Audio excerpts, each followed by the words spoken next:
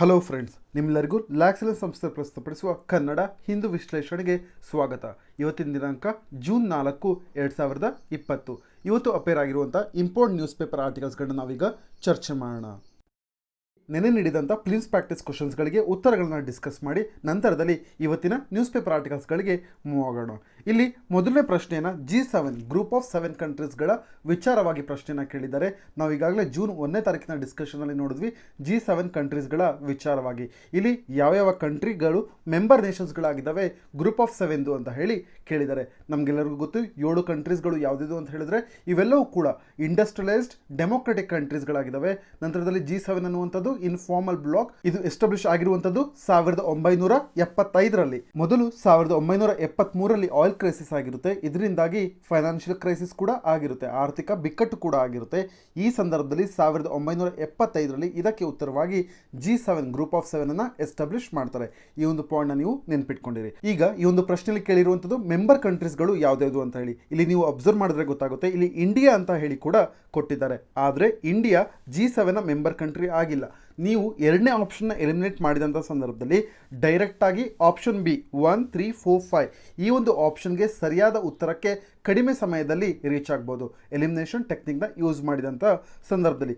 ಆದರೂ ಸಮೇತ ನಾವು ಒಂದು ಬಾರಿ ಯಾವ್ಯಾವ ಕಂಟ್ರೀಸ್ಗಳು G7 ಮೆಂಬರ್ ಕಂಟ್ರೀಸ್ಗಳಾಗಿದ್ದಾವೆ ಅನ್ನೋದನ್ನು ನೋಡೋದಾದರೆ, ಮೊದಲನೇದಾಗಿ France, Germany, Italy, United Kingdom, Japan, United States ಮತ್ತು ಕೆನಡಾ ಈ 7 ಕಂಟ್ರೀಸ್ಗಳು ಸೇರಿ G7 ಗ್ರೂಪ್ ಆಫ್ 7 ಅನ್ನ ಎಸ್ಟಾಬ್ಲಿಷ್ ಮಾಡಿದವೆ. ಮುಂಚೆ ರಷ್ಯಾ ಕೂಡ ಮೆಂಬರ್ ಆಗಿತ್ತು G7 ಗ್ರೂಪ್ ಆಫ್ 7, ಆಗ G8 ಅಂತ ಹೇಳಿ ಕರಿತಾ ಇದ್ರು. ಆದರೆ 2014ರಲ್ಲಿ ರಷ್ಯಾವನ್ನು ಸಸ್ಪೆಂಡ್ ಮಾಡಲಾಯಿತು. ಯಾಕೆ ಅಂತ ಹೇಳಿದ್ರೆ ರಷ್ಯಾ ಉಕ್ರೇನ್ನ ಪಾರ್ಟ್ ಆದಂಥ ಕ್ರೀಮಿಯಾವನ್ನು ಅನೆಕ್ಸ್ ಅಂದರೆ ವಶಪಡಿಸ್ಕೊಂಡಿತ್ತು. ಆ ಸಂದರ್ಭದಲ್ಲಿ ರಷ್ಯಾವನ್ನು ಸಸ್ಪೆಂಡ್ ಮಾಡಲಾಯಿತು 2014ರಲ್ಲಿ. ಅವಾಗಿಂದ ಈ ಒಂದು ಗ್ರೂಪ್ ಆಫ್ 7 ಅಂತ ಹೇಳಿ ಕರೆಸ್ಕೊಳ್ತಾ ಇದೆ. ಇಷ್ಟು ಪಾಯಿಂಟ್ಗಳನ್ನ ನೀವು ನೆನ್ಪಿಟ್ಕೊಂಡಿರಬೇಕು. ಈ ಒಂದು ಪ್ರಶ್ನೆಗೆ ಸರಿಯಾದ ಉತ್ತರ ಏನಾಗುತ್ತೆ ಅಂತ ಹೇಳಿದ್ರೆ ಆಪ್ಷನ್ ಬಿ 1, 3, 4, 5 ಆಗುತ್ತೆ. ನಂತರದಲ್ಲಿ ಮುಂದಿನ ಪ್ರಶ್ನೆಗೆ ಹೋಗಿದ್ದಾದ್ರೆ, ಈ ಒಂದು ಪ್ರಶ್ನೆಯನ್ನ ಸೈಕ್ಲೋನ್ ನಿಸರ್ಗದ ಬಗ್ಗೆ ಕೇಳಿದ್ದಾರೆ. ನಂತರದಲ್ಲಿ ಇಲ್ಲಿ ಹೇಳ್ತಾ ಇದ್ದಾರೆ ಯಾವ ಕಂಡೀಷನ್ಸ್ಗಳು ಸೈಕ್ಲೋನ್ ಫಾರ್ಮೇಷನ್ ಆಗೋದಕ್ಕೆ, ಸೈಕ್ಲೋನ್ ಫಾರ್ಮ್ ಆಗೋದಕ್ಕೆ ಫೇವರಬಲ್ ಕಂಡೀಷನ್ ಆಗಿದಾವೆ ಅಂತ ಹೇಳಿ ಕೇಳ್ತಾ ಇದ್ದಾರೆ. ಇಲ್ಲಿ ಮೊದಲನೇದಾಗಿ ನಿಸರ್ಗ ಸೈಕ್ಲೋನ್ ಬಗ್ಗೆ ಸ್ವಲ್ಪ ಇನ್ಫಾರ್ಮೇಶನ್ ಹೇಳೋದಾದ್ರೆ, ನಿಸರ್ಗ ಸೈಕ್ಲೋನ್ ಅನ್ನುವಂಥದ್ದು ಅರೇಬಿಯನ್ ಸೀನಲ್ಲಿ ಕಂಡು ಬಂದಿರುವಂತಹ ಫಾಸ್ಟ್ ಮೂವಿಂಗ್ ಸೈಕ್ಲೋನ್ ಆಗಿದೆ. ಅರೇಬಿಯನ್ ಸೀನಲ್ಲಿ ಕಂಡು ಬಂದಿರುವಂತಹ ಡಿಪ್ರೆಷನ್ ಆಗಿದೆ. ಈ ಒಂದು ಸೈಕ್ಲೋನ್ ಅನ್ನ ನಿಸರ್ಗ ಸೈಕ್ಲೋನ್ ಅಂತ ಹೇಳಿ ಕರೆದಿದ್ದಾರೆ. ಈ ಹಿಂದೆ ಒರಿಸ್ಸಾ ಮತ್ತು ವೆಸ್ಟ್ ಬೆಂಗಾಲ್ಗೆ ತೊಂದರೆ ಮಾಡಿದಂತ ಅಂಫಾನ್ ಸೈಕ್ಲೋನ್ ಈ ಒಂದು ಹೆಸರನ್ನ, ಅಂಫಾನ್ ಅನ್ನುವಂಥ ಹೆಸರನ್ನ ಥೈಲ್ಯಾಂಡ್ ಹೆಸರಿಟ್ಟಿತ್ತು. ಈಗ ಈ ಒಂದು ನಿಸರ್ಗ ಅನ್ನುವಂಥ ಹೆಸರನ್ನ ಯಾರು ಕೊಟ್ಟಿದ್ದಾರೆ ಅನ್ನೋದನ್ನ ನೋಡೋದಾದ್ರೆ, ಇದು ಸಜೆಸ್ಟ್ ಮಾಡಿರುವಂಥದ್ದು ಬಾಂಗ್ಲಾದೇಶ. ಈ ಒಂದು ಪಾಯಿಂಟ್ ತುಂಬಾ ಇಂಪಾರ್ಟೆಂಟ್ ಆಗುತ್ತೆ ಪ್ರಿನ್ಸ್ ಪಾಯಿಂಟ್ ಆಫ್ ವ್ಯೂನಿಂದ. ನಿಸರ್ಗ ಅನ್ನುವಂಥ ಸೈಕ್ಲೋನಿನ ಹೆಸರನ್ನ ಯಾರು ಸಜೆಸ್ಟ್ ಮಾಡಿದ್ದು ಅಂತ ಕೇಳಿದಂಥ ಸಂದರ್ಭದಲ್ಲಿ ಇದು ನಿಮಗೆ ನೆನಪಿರಬೇಕು, ಬಾಂಗ್ಲಾದೇಶ ಅಂತ ಹೇಳಿ. ಅಂಫಾನ್ ಅನ್ನುವಂಥ ಸೈಕ್ಲೋನ್ನ ಹೆಸರನ್ನು ಸಜೆಸ್ಟ್ ಮಾಡಿದಂಥದ್ದು ಥೈಲ್ಯಾಂಡ್. ನಂತರದಲ್ಲಿ ಈ ಒಂದು ಪ್ರಶ್ನೆಯಲ್ಲಿ ಕೇಳಿರುವಂಥದ್ದು ಫೇವರಬಲ್ ಕಂಡೀಷನ್ಸ್ಗಳು ಯಾವುದಿದು ಸೈಕ್ಲೋನ್ ಫಾರ್ಮೇಷನ್ ಆಗೋದಕ್ಕೆ ಅಂತ ಹೇಳಿ ಕೇಳಿದ್ದಾರೆ. ನಮಗೆಲ್ಲರಿಗೂ ಗೊತ್ತು, ಸೈಕ್ಲೋನ್ ಫಾರ್ಮೇಷನ್ ಆಗೋದಕ್ಕೆ ಮೊದಲು ಲೋ ಪ್ರೆಷರ್ ಏರಿಯಾ ಇರಬೇಕು. ನಂತರದಲ್ಲಿ C surface temperature more than 27 degree Celsius ಇರಬೇಕು. ಇಲ್ಲಿ ಮೊದಲನೇ ಆಪ್ಷನ್ನಲ್ಲಿ ಅದನ್ನೇ ಹೇಳ್ತಾ ಇದ್ದಾರೆ, 27 ಡಿಗ್ರಿಗಿಂತ ಹೆಚ್ಚಿನದಾದಂಥ ಸಿ ಸರ್ಫೇಸ್ ಟೆಂಪರೇಚರ್ ಇದ್ದರೆ ಸೈಕ್ಲೋನ್ ಫಾರ್ಮೇಷನ್ಗೆ ಫೇವರಬಲ್ ಆಗಿರುತ್ತೆ ಅಂತ ಹೇಳಿ. ಹೌದು, ಇದು ಸರಿಯಾದ ಸ್ಟೇಟ್ಮೆಂಟ್ ಆಗುತ್ತೆ. 27 ಡಿಗ್ರಿ ಸೆಲ್ಸಿಯಸ್ ಅಥವಾ ಅದಕ್ಕಿಂತ ಹೆಚ್ಚಿನ ತಾಪಮಾನದಲ್ಲಿ ಏನಾಗಿರುತ್ತೆ ಅಂತ ಹೇಳಿದ್ರೆ ಅತಿ ಹೆಚ್ಚು ನೀರಿನ ತೇವಾಂಶ ಇರುತ್ತೆ. ಇದು ಚಂಡಮಾರುತವನ್ನು ಪೋಷಣೆ ಮಾಡುತ್ತೆ. ಇಲ್ಲಿ ನೀವು ನೆನ್ಪಿಟ್ಕೊಂಡಿರಬೇಕು, ಮಾಯಿಶ್ಚರ್ ಕಂಟೆಂಟ್ ಅನ್ನುವಂಥದ್ದು ತುಂಬ ಇಂಪಾರ್ಟೆಂಟ್ ಆಗುತ್ತೆ ಸೈಕ್ಲೋನ್ಗಳ ಫಾರ್ಮೇಷನ್ಗೆ. ನಂತರದಲ್ಲಿ ಎರಡನೇ ಸ್ಟೇಟ್ಮೆಂಟ್ಗೆ ಹೋಗಿದ್ರೆ ಇಲ್ಲಿ ಹೇಳ್ತಾ ಇದ್ದಾರೆ ಕೋರಿಯಲಿಸ್ ಫೋರ್ಸ್ ಆಬ್ಸೆನ್ಸ್ ಆಗಿರುತ್ತೆ ಅಂತ ಹೇಳಿ. ಸೈಕ್ಲೋನ್ ಫಾರ್ಮೇಷನ್ ಆಗಬೇಕಾದ್ರೆ ಕೋರಿಯಲಿಸ್ ಫೋರ್ಸ್ ಇರಲೇಬೇಕು. ಈ ಒಂದು ಪಾಯಿಂಟ್ ನೀವು ನೆನ್ಪಿಟ್ಕೊಂಡಿರಿ. ಜನರಲಿ ಕೋರಿಯಲ್ ಫೋರ್ಸ್ ಯಾವಾಗಲೂ 0 ಆಗಿರುವಂಥದ್ದು ಈಕ್ವೇಟರ್ನಲ್ಲಿ, ಸಮಭಾಜಕ ವೃತ್ತದಲ್ಲಿ. ಈಗ ಲ್ಯಾಟಿಟ್ಯೂಡ್ ಇನ್ಕ್ರೀಸ್ ಆಗ್ತಾ ಹೋದಂತೆಯೇ ಕೋರಿಯಲಿಸ್ ಫೋರ್ಸ್ ಕೂಡ ಜಾಸ್ತಿ ಆಗ್ತಾ ಹೋಗುತ್ತೆ. 5 ಡಿಗ್ರಿ ಲ್ಯಾಟಿಟ್ಯೂಡ್ನಲ್ಲಿಯೇ ಒಂದು ಸ್ಟಾಮ್ ಅನ್ನು ಕ್ರಿಯೇಟ್ ಮಾಡೋದಕ್ಕೆ, ಒಂದು ಸೈಕ್ಲೋನ್ನ ಕ್ರಿಯೇಟ್ ಮಾಡೋದಕ್ಕೆ ಶಕ್ತಿ ಇರುತ್ತೆ. ಅದರಿಂದಾಗಿ ಕೋರಿಯಲಿಸ್ ಫೋರ್ಸ್ ಆಬ್ಸೆನ್ಸ್ ಆಗಿರುವಂಥದ್ದು ತಪ್ಪಾದ ಸ್ಟೇಟ್ಮೆಂಟ್ ಆಗುತ್ತೆ. ಇದನ್ನ ನೀವು ಎಲಿಮಿನೇಟ್ ಮಾಡ್ಬೋದು. ಈ ಒಂದು ಪ್ರಶ್ನೆ ನೀವು ಆಪ್ಷನ್ 2 ಅನ್ನು ಎಲಿಮಿನೇಟ್ ಮಾಡಿದಂಥ ಸಂದರ್ಭದಲ್ಲಿ ನಾವು ಡೈರೆಕ್ಟಾಗಿ ಆಪ್ಷನ್ ಸಿ 1 and 3 ಓನ್ಲಿ ಈ ಒಂದು ಪ್ರಶ್ನೆಗೆ ಸರಿಯಾದ ಉತ್ತರಕ್ಕೆ ರೀಚ್ ಆಗ್ಬೋದು. ಆದರೂ ಸಮೇತ ಮೂರನೇ ಸ್ಟೇಟ್ಮೆಂಟ್ ಅನ್ನು ಡಿಸ್ಕಸ್ ಮಾಡಿದಾದ್ರೆ ಇಲ್ಲಿ ಹೇಳ್ತಾ ಇದ್ದಾರೆ ಲೋ ಪ್ರೆಷರ್ ಏರಿಯಾ ಇರಬೇಕು ಫೇವರಬಲ್ ಕಂಡೀಷನ್ ಆಗಿ ಸೈಕ್ಲೋನ್ ಫಾರ್ಮ್ ಆಗೋದಕ್ಕೆ ಅಂತ ಹೇಳಿ ಹೇಳ್ತಾ ಇದ್ದಾರೆ. ಹೌದು, ನಮಗೆಲ್ಲರಿಗೂ ಗೊತ್ತಿರಬೇಕು temperature is inversely proportional to pressure ಅಂತ ಹೇಳಿ. ಈಗ ಟೆಂಪ್ರೇಚರ್ ಜಾಸ್ತಿ ಇದ್ದರೆ ಪ್ರೆಷರ್ ಕಡಿಮೆ ಇರಬೇಕು. ಈಗ ಸಿ ಸರ್ಫೇಸ್ ಟೆಂಪ್ರೇಚರ್ 27 ಡಿಗ್ರಿಗಿಂತ ಜಾಸ್ತಿ ಇದೆ ಅಂತ ಹೇಳಿದ್ರೆ ಪ್ರೆಷರ್ ಕಡಿಮೆ ಇರಬೇಕು. ಪ್ರೆಷರ್ ಕಡಿಮೆ ಇದ್ದಂಥ ಸಂದರ್ಭದಲ್ಲಿ ಸೈಕ್ಲೋನ್ ಫಾರ್ಮೇಷನ್ ಆಗೋದಕ್ಕೆ ಈಸಿ ಆಗುತ್ತೆ. ಈ ಒಂದು ಪಾಯಿಂಟ್ ನಿಮಗೆ ನೆನಪಿಲ್ಲಿ. ಟೆಂಪ್ರೇಚರ್ 27 ಡಿಗ್ರಿಗಿಂತ ಜಾಸ್ತಿ ಇರಬೇಕು ಮತ್ತು ಪ್ರೀ ಎಕ್ಸಿಸ್ಟಿಂಗ್ ಅಂದರೆ ಮುಂಚೆ ಇರುವಂಥ ಲೋ ಪ್ರೆಷರ್ ಏರಿಯಾ ಇರಬೇಕು ಒಂದು ಸೈಕ್ಲೋನ್ ಫಾರ್ಮ್ ಆಗೋದಕ್ಕೆ. ಅಂಫಾನ್ ಸೈಕ್ಲೋನ್ನ ವಿಷಯವಾಗಿ ನಾವು ಈಗಾಗಲೇ ಒಂದು ಸೆಪರೇಟ್ ಆದಂಥ ಕರೆಂಟ್ ಅಫೇರ್ಸ್ ಇಶ್ಯೂ ವಿಡಿಯೋವನ್ನು ತಂದಿದ್ದೇವೆ. ನೀವು ಈ ವಿಡಿಯೋದಲ್ಲಿ ಹೋಗಿ ಸೈಕ್ಲೋನ್ಗಳು ಹೇಗೆ ಫಾರ್ಮ್ ಆಗ್ತವೆ ಅಂತ ಹೇಳಿ ನೀವು ರೆಫರ್ ಮಾಡ್ಬೋದು. ಇದು ತುಂಬ ಎಕ್ಸಾಮ್ ಪಾಯಿಂಟ್ ಆಫ್ ವ್ಯೂನಿಂದ ತುಂಬ ಇಂಪಾರ್ಟೆಂಟ್ ಆಗುತ್ತೆ. ಅದರಿಂದಾಗಿ ಆ ಒಂದು ವಿಡಿಯೋನು ಸಮೇತ ನೀವು ಒಂದು ಸಾರಿ ನೋಡಿ. ನಂತರದಲ್ಲಿ ಈ ಒಂದು ಪ್ರಶ್ನೆ ಸರಿಯಾದ ಉತ್ತರ ನಾನು ಈಗಾಗಲೇ ಹೇಳಿರುವಂತೆ ಆಪ್ಷನ್ ಸಿ 1 and 3 ಓನ್ಲಿ ಆಗುತ್ತೆ. ಈಗ ನಾವು ಮೊದಲನೇ ಆರ್ಟಿಕಲ್ಗೆ ಹೋಗಿದ್ದಾದ್ರೆ ಈ ಒಂದು ಆರ್ಟಿಕಲ್ ಡೆಲ್ಲಿ ಎಡಿಷನಲ್ಲಿ 13ನೇ ಪೇಜ್ನಲ್ಲಿ ಅಪೇರ್ ಆಗಿದೆ. ಈ ಒಂದು ಆರ್ಟಿಕಲ್ನಲ್ಲಿ ಒಂದು ಪಕ್ಷಿಯ ಬಗ್ಗೆ ಚರ್ಚೆ ಮಾಡ್ತಿದ್ದಾರೆ. ಬ್ರೌನ್ ರಾಕ್ ಚಾರ್ಟ್ ಅಂತ ಹೇಳಿ, ಇದನ್ನು ಇಂಡಿಯನ್ ಚಾರ್ಟ್ ಅಂತ ಹೇಳಿ ಕೂಡ ಕರೀತಾರೆ. ಈ ಒಂದು ಪಕ್ಷಿಯ ಬಗ್ಗೆ ನಾವು ತಿಳ್ಕೊಳ್ಳೋಣ. ಯಾಕೆ ಅಂತ ಹೇಳಿದ್ರೆ ಪ್ಲಿಮ್ಸ್ ಪಾಯಿಂಟ್ ಆಫ್ ವ್ಯೂನಿಂದ ಎನ್ವಿರಾನ್ಮೆಂಟ್ ಟಾಪಿಕ್ ನಮಗೆ ತುಂಬ ಇಂಪಾರ್ಟೆಂಟ್ ಆಗುತ್ತೆ. ಈ ಒಂದು ಟಾಪಿಕನ್ನು ನೀವು ಸಿಲೆಬಸ್ GS3 ಕೆಳಗಡೆ ಬರುವಂಥ ಎನ್ವಿರಾನ್ಮೆಂಟ್ ಆ್ಯಂಡ್ ಬಯೋಡೈವರ್ಸಿಟಿ ಕೆಳಗಡೆ ನೋಟ್ಸ್ನ ಮಾಡ್ಕೊಬೋದು. ಈಗ ನಾವು ಬ್ರೌನ್ ರಾಕ್ ಚಾರ್ಟ್ ಈ ಒಂದು ಪಕ್ಷಿಯ ಬಗ್ಗೆ ತಿಳ್ಕೊಳ್ಳೋದಾದ್ರೆ ನಾನು ಈಗಾಗಲೇ ಹೇಳಿರುವಂತೆ ಇದನ್ನು ಇಂಡಿಯನ್ ಚಾರ್ಟ್ ಅಂತ ಹೇಳಿ ಕೂಡ ಕರೀತಾರೆ. ನಂತರದಲ್ಲಿ ಇದರ ಸೈಂಟಿಫಿಕ್ ಹೆಸರು ಒನಂತೆ ಫುಸ್ಕಾ ಅಂತ ಹೇಳಿ. ಈ ಒಂದು ಬರ್ಡ್ ಜನರಲಿ ಎಲ್ಲಿ ಕಾಣಸಿಗುತ್ತೆ ಅಂತ ಹೇಳಿದ್ರೆ ನಾರ್ತನ್ ಮತ್ತು ಸೆಂಟ್ರಲ್ ಇಂಡಿಯಾದಲ್ಲಿ, ಅಂದರೆ ಉತ್ತರ ಮತ್ತು ಮಧ್ಯ ಭಾಗದಲ್ಲಿ. ನಂತರದಲ್ಲಿ ಈ ಬರ್ಡ್ನಲ್ಲಿ ಕಾಣಸಿಗುವಂಥ 2 ಜೆಂಡರ್ಗಳಲ್ಲಿ ಯಾವುದೇ ರೀತಿಯಂಥ ಡಿಫ್ರೆನ್ಸಸ್ಗಳು ಕಾಣಸಿಗೋದಿಲ್ಲ. ಆದ್ದರಿಂದಾಗಿ ಇವು ಪ್ರತ್ಯೇಕತೆಯನ್ನು ತೋರಿಸೋದಿಲ್ಲ. ಇವುಗಳು ಸಮವಾಗಿ ಕಂಡು ಬರ್ತವೆ, ಗಂಡು ಮತ್ತು ಹೆಣ್ಣು ಪಕ್ಷಿಗಳು. ಆದ್ದರಿಂದಾಗಿ ಇದನ್ನು ಐಡೆಂಟಿಫೈ ಮಾಡೋದು ಕಷ್ಟ ಅಂತ ಹೇಳಿ ಈ ಒಂದು ಆರ್ಟಿಕಲ್ನಲ್ಲಿ ಮೆನ್ಷನ್ ಮಾಡಿದ್ದಾರೆ. ನಂತರದಲ್ಲಿ ಇವುಗಳನ್ನು ನಾವು ಎಲ್ಲಿ ಸ್ಪಾಟ್ ಮಾಡ್ಬೋದು ಅಂತ ಹೇಳಿದ್ರೆ, ಎಲ್ಲಿ ಕಾಣಸಿಗೋದಕ್ಕೆ ಸಿಗ್ತವೆ ಅಂತ ಹೇಳೋದಾದ್ರೆ, ಮೊದಲನೇದಾಗಿ ಇದು ಹೆಚ್ಚು ಬಯಲು ಸೀಮೆಯಲ್ಲಿ ಕಂಡು ಬರ್ತವೆ ಅಂತ ಹೇಳಿ ಹೇಳ್ತಾ ಇದ್ದಾರೆ. ಅಂದರೆ ಪ್ಲೇನ್ ಏರಿಯಾಸ್ಗಳಲ್ಲಿ ಕಂಡು ಬರ್ತದೆ. ನಂತರದಲ್ಲಿ ಕೈ ಬಿಟ್ಟ ಕಟ್ಟಡಗಳು ಯಾವುದಾದ್ರು ಇರ್ತವೆ, ಹಳೆ ಕಟ್ಟಡಗಳು, ಅವಶೇಷಗಳು ಮತ್ತು ಹಳೆ ಇಟ್ಟಿಗೆ ಗೂಡುಗಳು, ಮತ್ತು ಈ ಮುಂಚೆ ಸಿಟಿಯ ಮಧ್ಯೆ ಇರುವಂಥ ಬಂಗಲೆಗಳಲ್ಲೂ ಕೂಡ, ಖಾಲಿರುವಂಥ ಬಂಗಲೆಗಳ ಮಧ್ಯೆ ಬಂದ್ಬಿಟ್ಟು ಕೂಡ ಈ ಒಂದು ಪಕ್ಷಿ ತನ್ನ ಗೂಡನ್ನು ಕಟ್ತಾ ಇತ್ತು ಅಂತ ಹೇಳಿ ಹೇಳ್ತಾ ಇದ್ದಾರೆ. ಆದರೆ ಪ್ರಸ್ತುತವಾಗಿ ಅಥವಾ ಇತ್ತೀಚಿನ ದಿನಗಳಲ್ಲಿ ಸಿಟಿ ಮಧ್ಯೆ ಇರುವಂಥ ಬಂಗಲೆಗಳಲ್ಲಿ ಖಾಲಿ ಇದ್ರೂ ಸಮೇತ ಗೂಡನ್ನು ಕಟ್ತಾ ಇಲ್ಲ, ಅಥವಾ ಸಿಟಿನಲ್ಲಿ ಇದನ್ನು ಕಾಣೋದಕ್ಕೆ ಸಿಗ್ತಾ ಇಲ್ಲ. ಆದರೆ ಸಿಟಿಯ ಹೊರಗಡೆ ಅಂದರೆ ಹೊರವಲಯದಲ್ಲಿ ಅಥವಾ ಔಟ್ಸ್ಕಟ್ಸ್ ಅಂತ ಏನು ಹೇಳ್ತೀವಿ, ಆ ಥರದ ಪ್ರದೇಶಗಳಲ್ಲಿ ಈ ಒಂದು ಪಕ್ಷಿ ಕಾಣ ಸಿಗ್ತಾ ಇದೆ ಅಂತ ಹೇಳಿ ಈ ಒಂದು ಲೇಖನದಲ್ಲಿ ಮೆನ್ಷನ್ ಮಾಡಿದ್ದಾರೆ. ಈ ಒಂದು ಪಕ್ಷಿ ನಮಗೆ ಯಾಕೆ ಇಂಪಾರ್ಟೆಂಟ್ ಆಗುತ್ತೆ ಈ ಒಂದು ಸ್ಪೀಶೀಸ್ ಅಂತ ಹೇಳೋದಾದ್ರೆ, ಇದು ಪ್ರೈಮ್ ಇನ್ಸೆಕ್ಟಿವೋರಸ್ ಆಗಿದೆ ಅಂತ ಹೇಳಿದ್ರೆ ಅವಿಭಾಜ್ಯ ಕೀಟನಾಶಕವಾಗಿದೆ. ಮತ್ತು ಈ ಪಕ್ಷಿಯ ತೆಳ್ಳಗಿನ ಸ್ವಲ್ಪ ಬಾಗಿದ ಕೊಕ್ಕು ಇದೆಯಲ್ಲ, ಇದು ಇರುವೆಗಳನ್ನು ಮತ್ತು ಬೇರೆ ಕೀಟಗಳನ್ನು, ಜೀರುಂಡೆಗಳನ್ನು ಹಿಡಿಯೋದಕ್ಕೆ ಮತ್ತು ಅದನ್ನು ಆಹಾರವಾಗಿ ಉಪಯೋಗಿಸೋದಕ್ಕೆ ಈ ಒಂದು ಪಕ್ಷಿಗೆ ಸಹಾಯವಾಗಿದೆ. ಈ ರೀತಿಯಲ್ಲಿ ಇದನ್ನು ಪ್ರೈಮ್ ಇನ್ಸೆಕ್ಟಿವೋರಸ್ ಅಂತ ಹೇಳಿದ್ರೆ ಇದೊಂದು ಒಳ್ಳೆಯ ಕೀಟನಾಶಕವಾಗಿದೆ ಅಂತ ಹೇಳಿ ಹೇಳ್ತಾ ಇದ್ದಾರೆ. ನಂತರದಲ್ಲಿ ಈ ಒಂದು ಪಕ್ಷಿಯ ಬ್ರೌನ್ ರಾಕ್ ಚಾರ್ಟ್ ಅಥವಾ ಇಂಡಿಯನ್ ಚಾರ್ಟ್ ಇದರ ಕನ್ಸರ್ವೇಷನ್ ಸ್ಟೇಟಸ್ ಅನ್ನು ನೋಡೋದಾದ್ರೆ, IUCN ರೆಡ್ ಸ್ಟೇಟಸ್ ನಲ್ಲಿ ಇದು ಲೀಸ್ಟ್ ಕನ್ಸರ್ನ್ಡ್ ಆಗಿದೆ. ಇದನ್ನ ನೀವು ನೆನ್ಪಿಟ್ಕೊಂಡಿರಿ, ಲೀಸ್ಟ್ ಕನ್ಸರ್ನ್ಡ್ ಆಗಿದೆ ಇದರ ಕನ್ಸರ್ವೇಷನ್ ಸ್ಟೇಟಸ್. ನಂತರದಲ್ಲಿ ಇದನ್ನ ವೈಲ್ಡ್ ಲೈಫ್ ಪ್ರೊಟೆಕ್ಷನ್ ಆಕ್ಟ್ 1972 ಇದರಲ್ಲಿ ಕ್ಲಾಸಿಫೈ ಮಾಡಿದ್ದಾರೆ. ಇದು ಅದರಲ್ಲಿ ಶೆಡ್ಯೂಲ್ 4 ನಲ್ಲಿ ಇದೆ. ನಮಗೆ ಗೊತ್ತು ವೈಲ್ಡ್ ಲೈಫ್ ಪ್ರೊಟೆಕ್ಷನ್ ಆಕ್ಟ್ 1972 ಇದರ ಕೆಳಗಡೆ 6 ಶೆಡ್ಯೂಲ್ಸ್ ಗಳು ಬರ್ತವೆ. ಅದರಲ್ಲಿ ಶೆಡ್ಯೂಲ್ 1 ಮತ್ತು ಪಾರ್ಟ್ 2, ಶೆಡ್ಯೂಲ್ 2 ನ ಕೆಳಗಡೆ ಬರುವಂಥ ಪಾರ್ಟ್ 2 ಇವೆರಡು ಕೂಡ ಅಬ್ಸಲ್ಯೂಟ್ ಪ್ರೊಟೆಕ್ಷನ್ ಕೊಡುತ್ತೆ. ಮತ್ತು ನಂತರದಲ್ಲಿ ಅಫೆನ್ಸಸ್ ಕೂಡ, ಅಂದರೆ ಅಫೆನ್ಸಸ್ ಮಾಡಿದಂಥ ಸಂದರ್ಭದಲ್ಲಿ, ತಪ್ಪು ಮಾಡಿದಂಥ ಸಂದರ್ಭದಲ್ಲಿ ಪೆನಾಲ್ಟೀಸ್ಗಳು, ದಂಡವು ಕೂಡ ಜಾಸ್ತಿ ಇರುತ್ತೆ. ಆದರೆ ಶೆಡ್ಯೂಲ್ 3 ಮತ್ತು ಶೆಡ್ಯೂಲ್ 4ನ ವಿಷಯವಾಗಿ ಇದರಲ್ಲಿ ಅನಿಮಲ್ಸ್ಗಳು ಪ್ರೊಟೆಕ್ಟೆಡ್ ಆಗಿರ್ತವೆ, ಆದರೆ ಪೆನಾಲ್ಟಿ ಅಂದರೆ ದಂಡ ಸ್ವಲ್ಪ ಕಡಿಮೆ ಪ್ರಮಾಣದಲ್ಲಿ ಇರುತ್ತೆ. ನಂತರದಲ್ಲಿ ಬರುವಂಥದ್ದು ಶೆಡ್ಯೂಲ್ 5 ಇದರ ಕೆಳಗಡೆ ಅನಿಮಲ್ಸ್ಗಳನ್ನ ಹಂಟ್ ಮಾಡ್ಬೋದು. ಫಾರ್ ಎಕ್ಸಾಂಪಲ್ ಮೈಸ್ ಆಗಿರ್ಬೋದು, ರ್ಯಾಟ್ಸ್ ಅಥವಾ ಕ್ರೋಕ್ ಕಾಗೆಗಳಾಗಿರ್ಬೋದು, ಇವುಗಳನ್ನು ನಾವು ಹಂಟ್ ಮಾಡ್ಬೋದು. ನಂತರದಲ್ಲಿ ಶೆಡ್ಯೂಲ್ 6 ಇದರ ಕೆಳಗಡೆ ಕೆಲವೊಂದು ಪ್ಲಾಂಟ್ಸ್ಗಳನ್ನು ನಾವು ಕಲ್ಟಿವೇಟ್ ಮಾಡೋದಕ್ಕೆ ಆಗೋದಿಲ್ಲ, ಇದನ್ನು ನಿರ್ಬಂಧನೆ ಮಾಡಿದ್ದಾರೆ. ಇಷ್ಟು ಪಾಯಿಂಟ್ಸ್ಗಳನ್ನ ನೀವು ನೆನ್ಪಿಟ್ಕೊಂಡಿರಬೇಕು.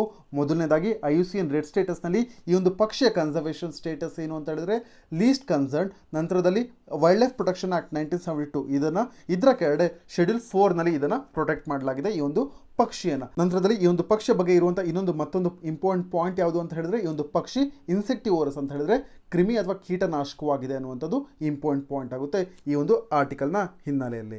ಈಗ ನಾವು ಮುಂದಿನ ಆರ್ಟಿಕಲ್ಗೆ ಹೋಗಿದ್ರೆ, ಈ ಒಂದು ಆರ್ಟಿಕಲ್ ಡೆಲ್ಲಿ ಎಡಿಷನ್ನಲ್ಲಿ ಪೇಜ್ ನಂಬರ್ 1 ಮತ್ತು ಪೇಜ್ ನಂಬರ್ 8ರಲ್ಲಿ ಅಪೇರ್ ಆಗಿದೆ. ಈ ಒಂದು ಆರ್ಟಿಕಲ್ನಲ್ಲಿ ಏನು ಡಿಸ್ಕಸ್ ಮಾಡ್ತಾ ಇದ್ದಾರೆ ಅಂತ ಹೇಳಿದ್ರೆ, ಭಾರತ ಮತ್ತು ಚೀನಾ ಇವೆರಡು ದೇಶಗಳ ನಡುವೆ ಇರುವಂತಹ ಗಡಿ ಪ್ರದೇಶದಲ್ಲಿ ಈಗ ಮೂಲಭೂತ ಸೌಕರ್ಯಗಳನ್ನು ಹೆಚ್ಚಿಸುವುದಕ್ಕೆ ಸರ್ಕಾರ ಮುಂದಾಗಿದೆ. ಈ ವಿಷಯವಾಗಿ ಈಗ ಡಿಸ್ಕಸ್ ಮಾಡೋಣ. ನಂತರದಲ್ಲಿ ಈ ಒಂದು ಟಾಪಿಕ್ ಅನ್ನು ನೀವು GS3 ಕೆಳಗಡೆ ಬರುವಂಥ ಇಂಟರ್ನ್ಯಾಷನಲ್ ರಿಲೇಷನ್ಸ್ ಅಥವಾ ಸೆಕ್ಯೂರಿಟಿ ಚಾಲೆಂಜಸ್, ಈ ಒಂದು ಟಾಪಿಕ್ ನಮಗೆ ಎಕ್ಸಾಮ್ ಪಾಯಿಂಟ್ ಆಫ್ ವ್ಯೂನಿಂದ ತುಂಬ ಇಂಪಾರ್ಟೆಂಟ್ ಆಗುತ್ತೆ.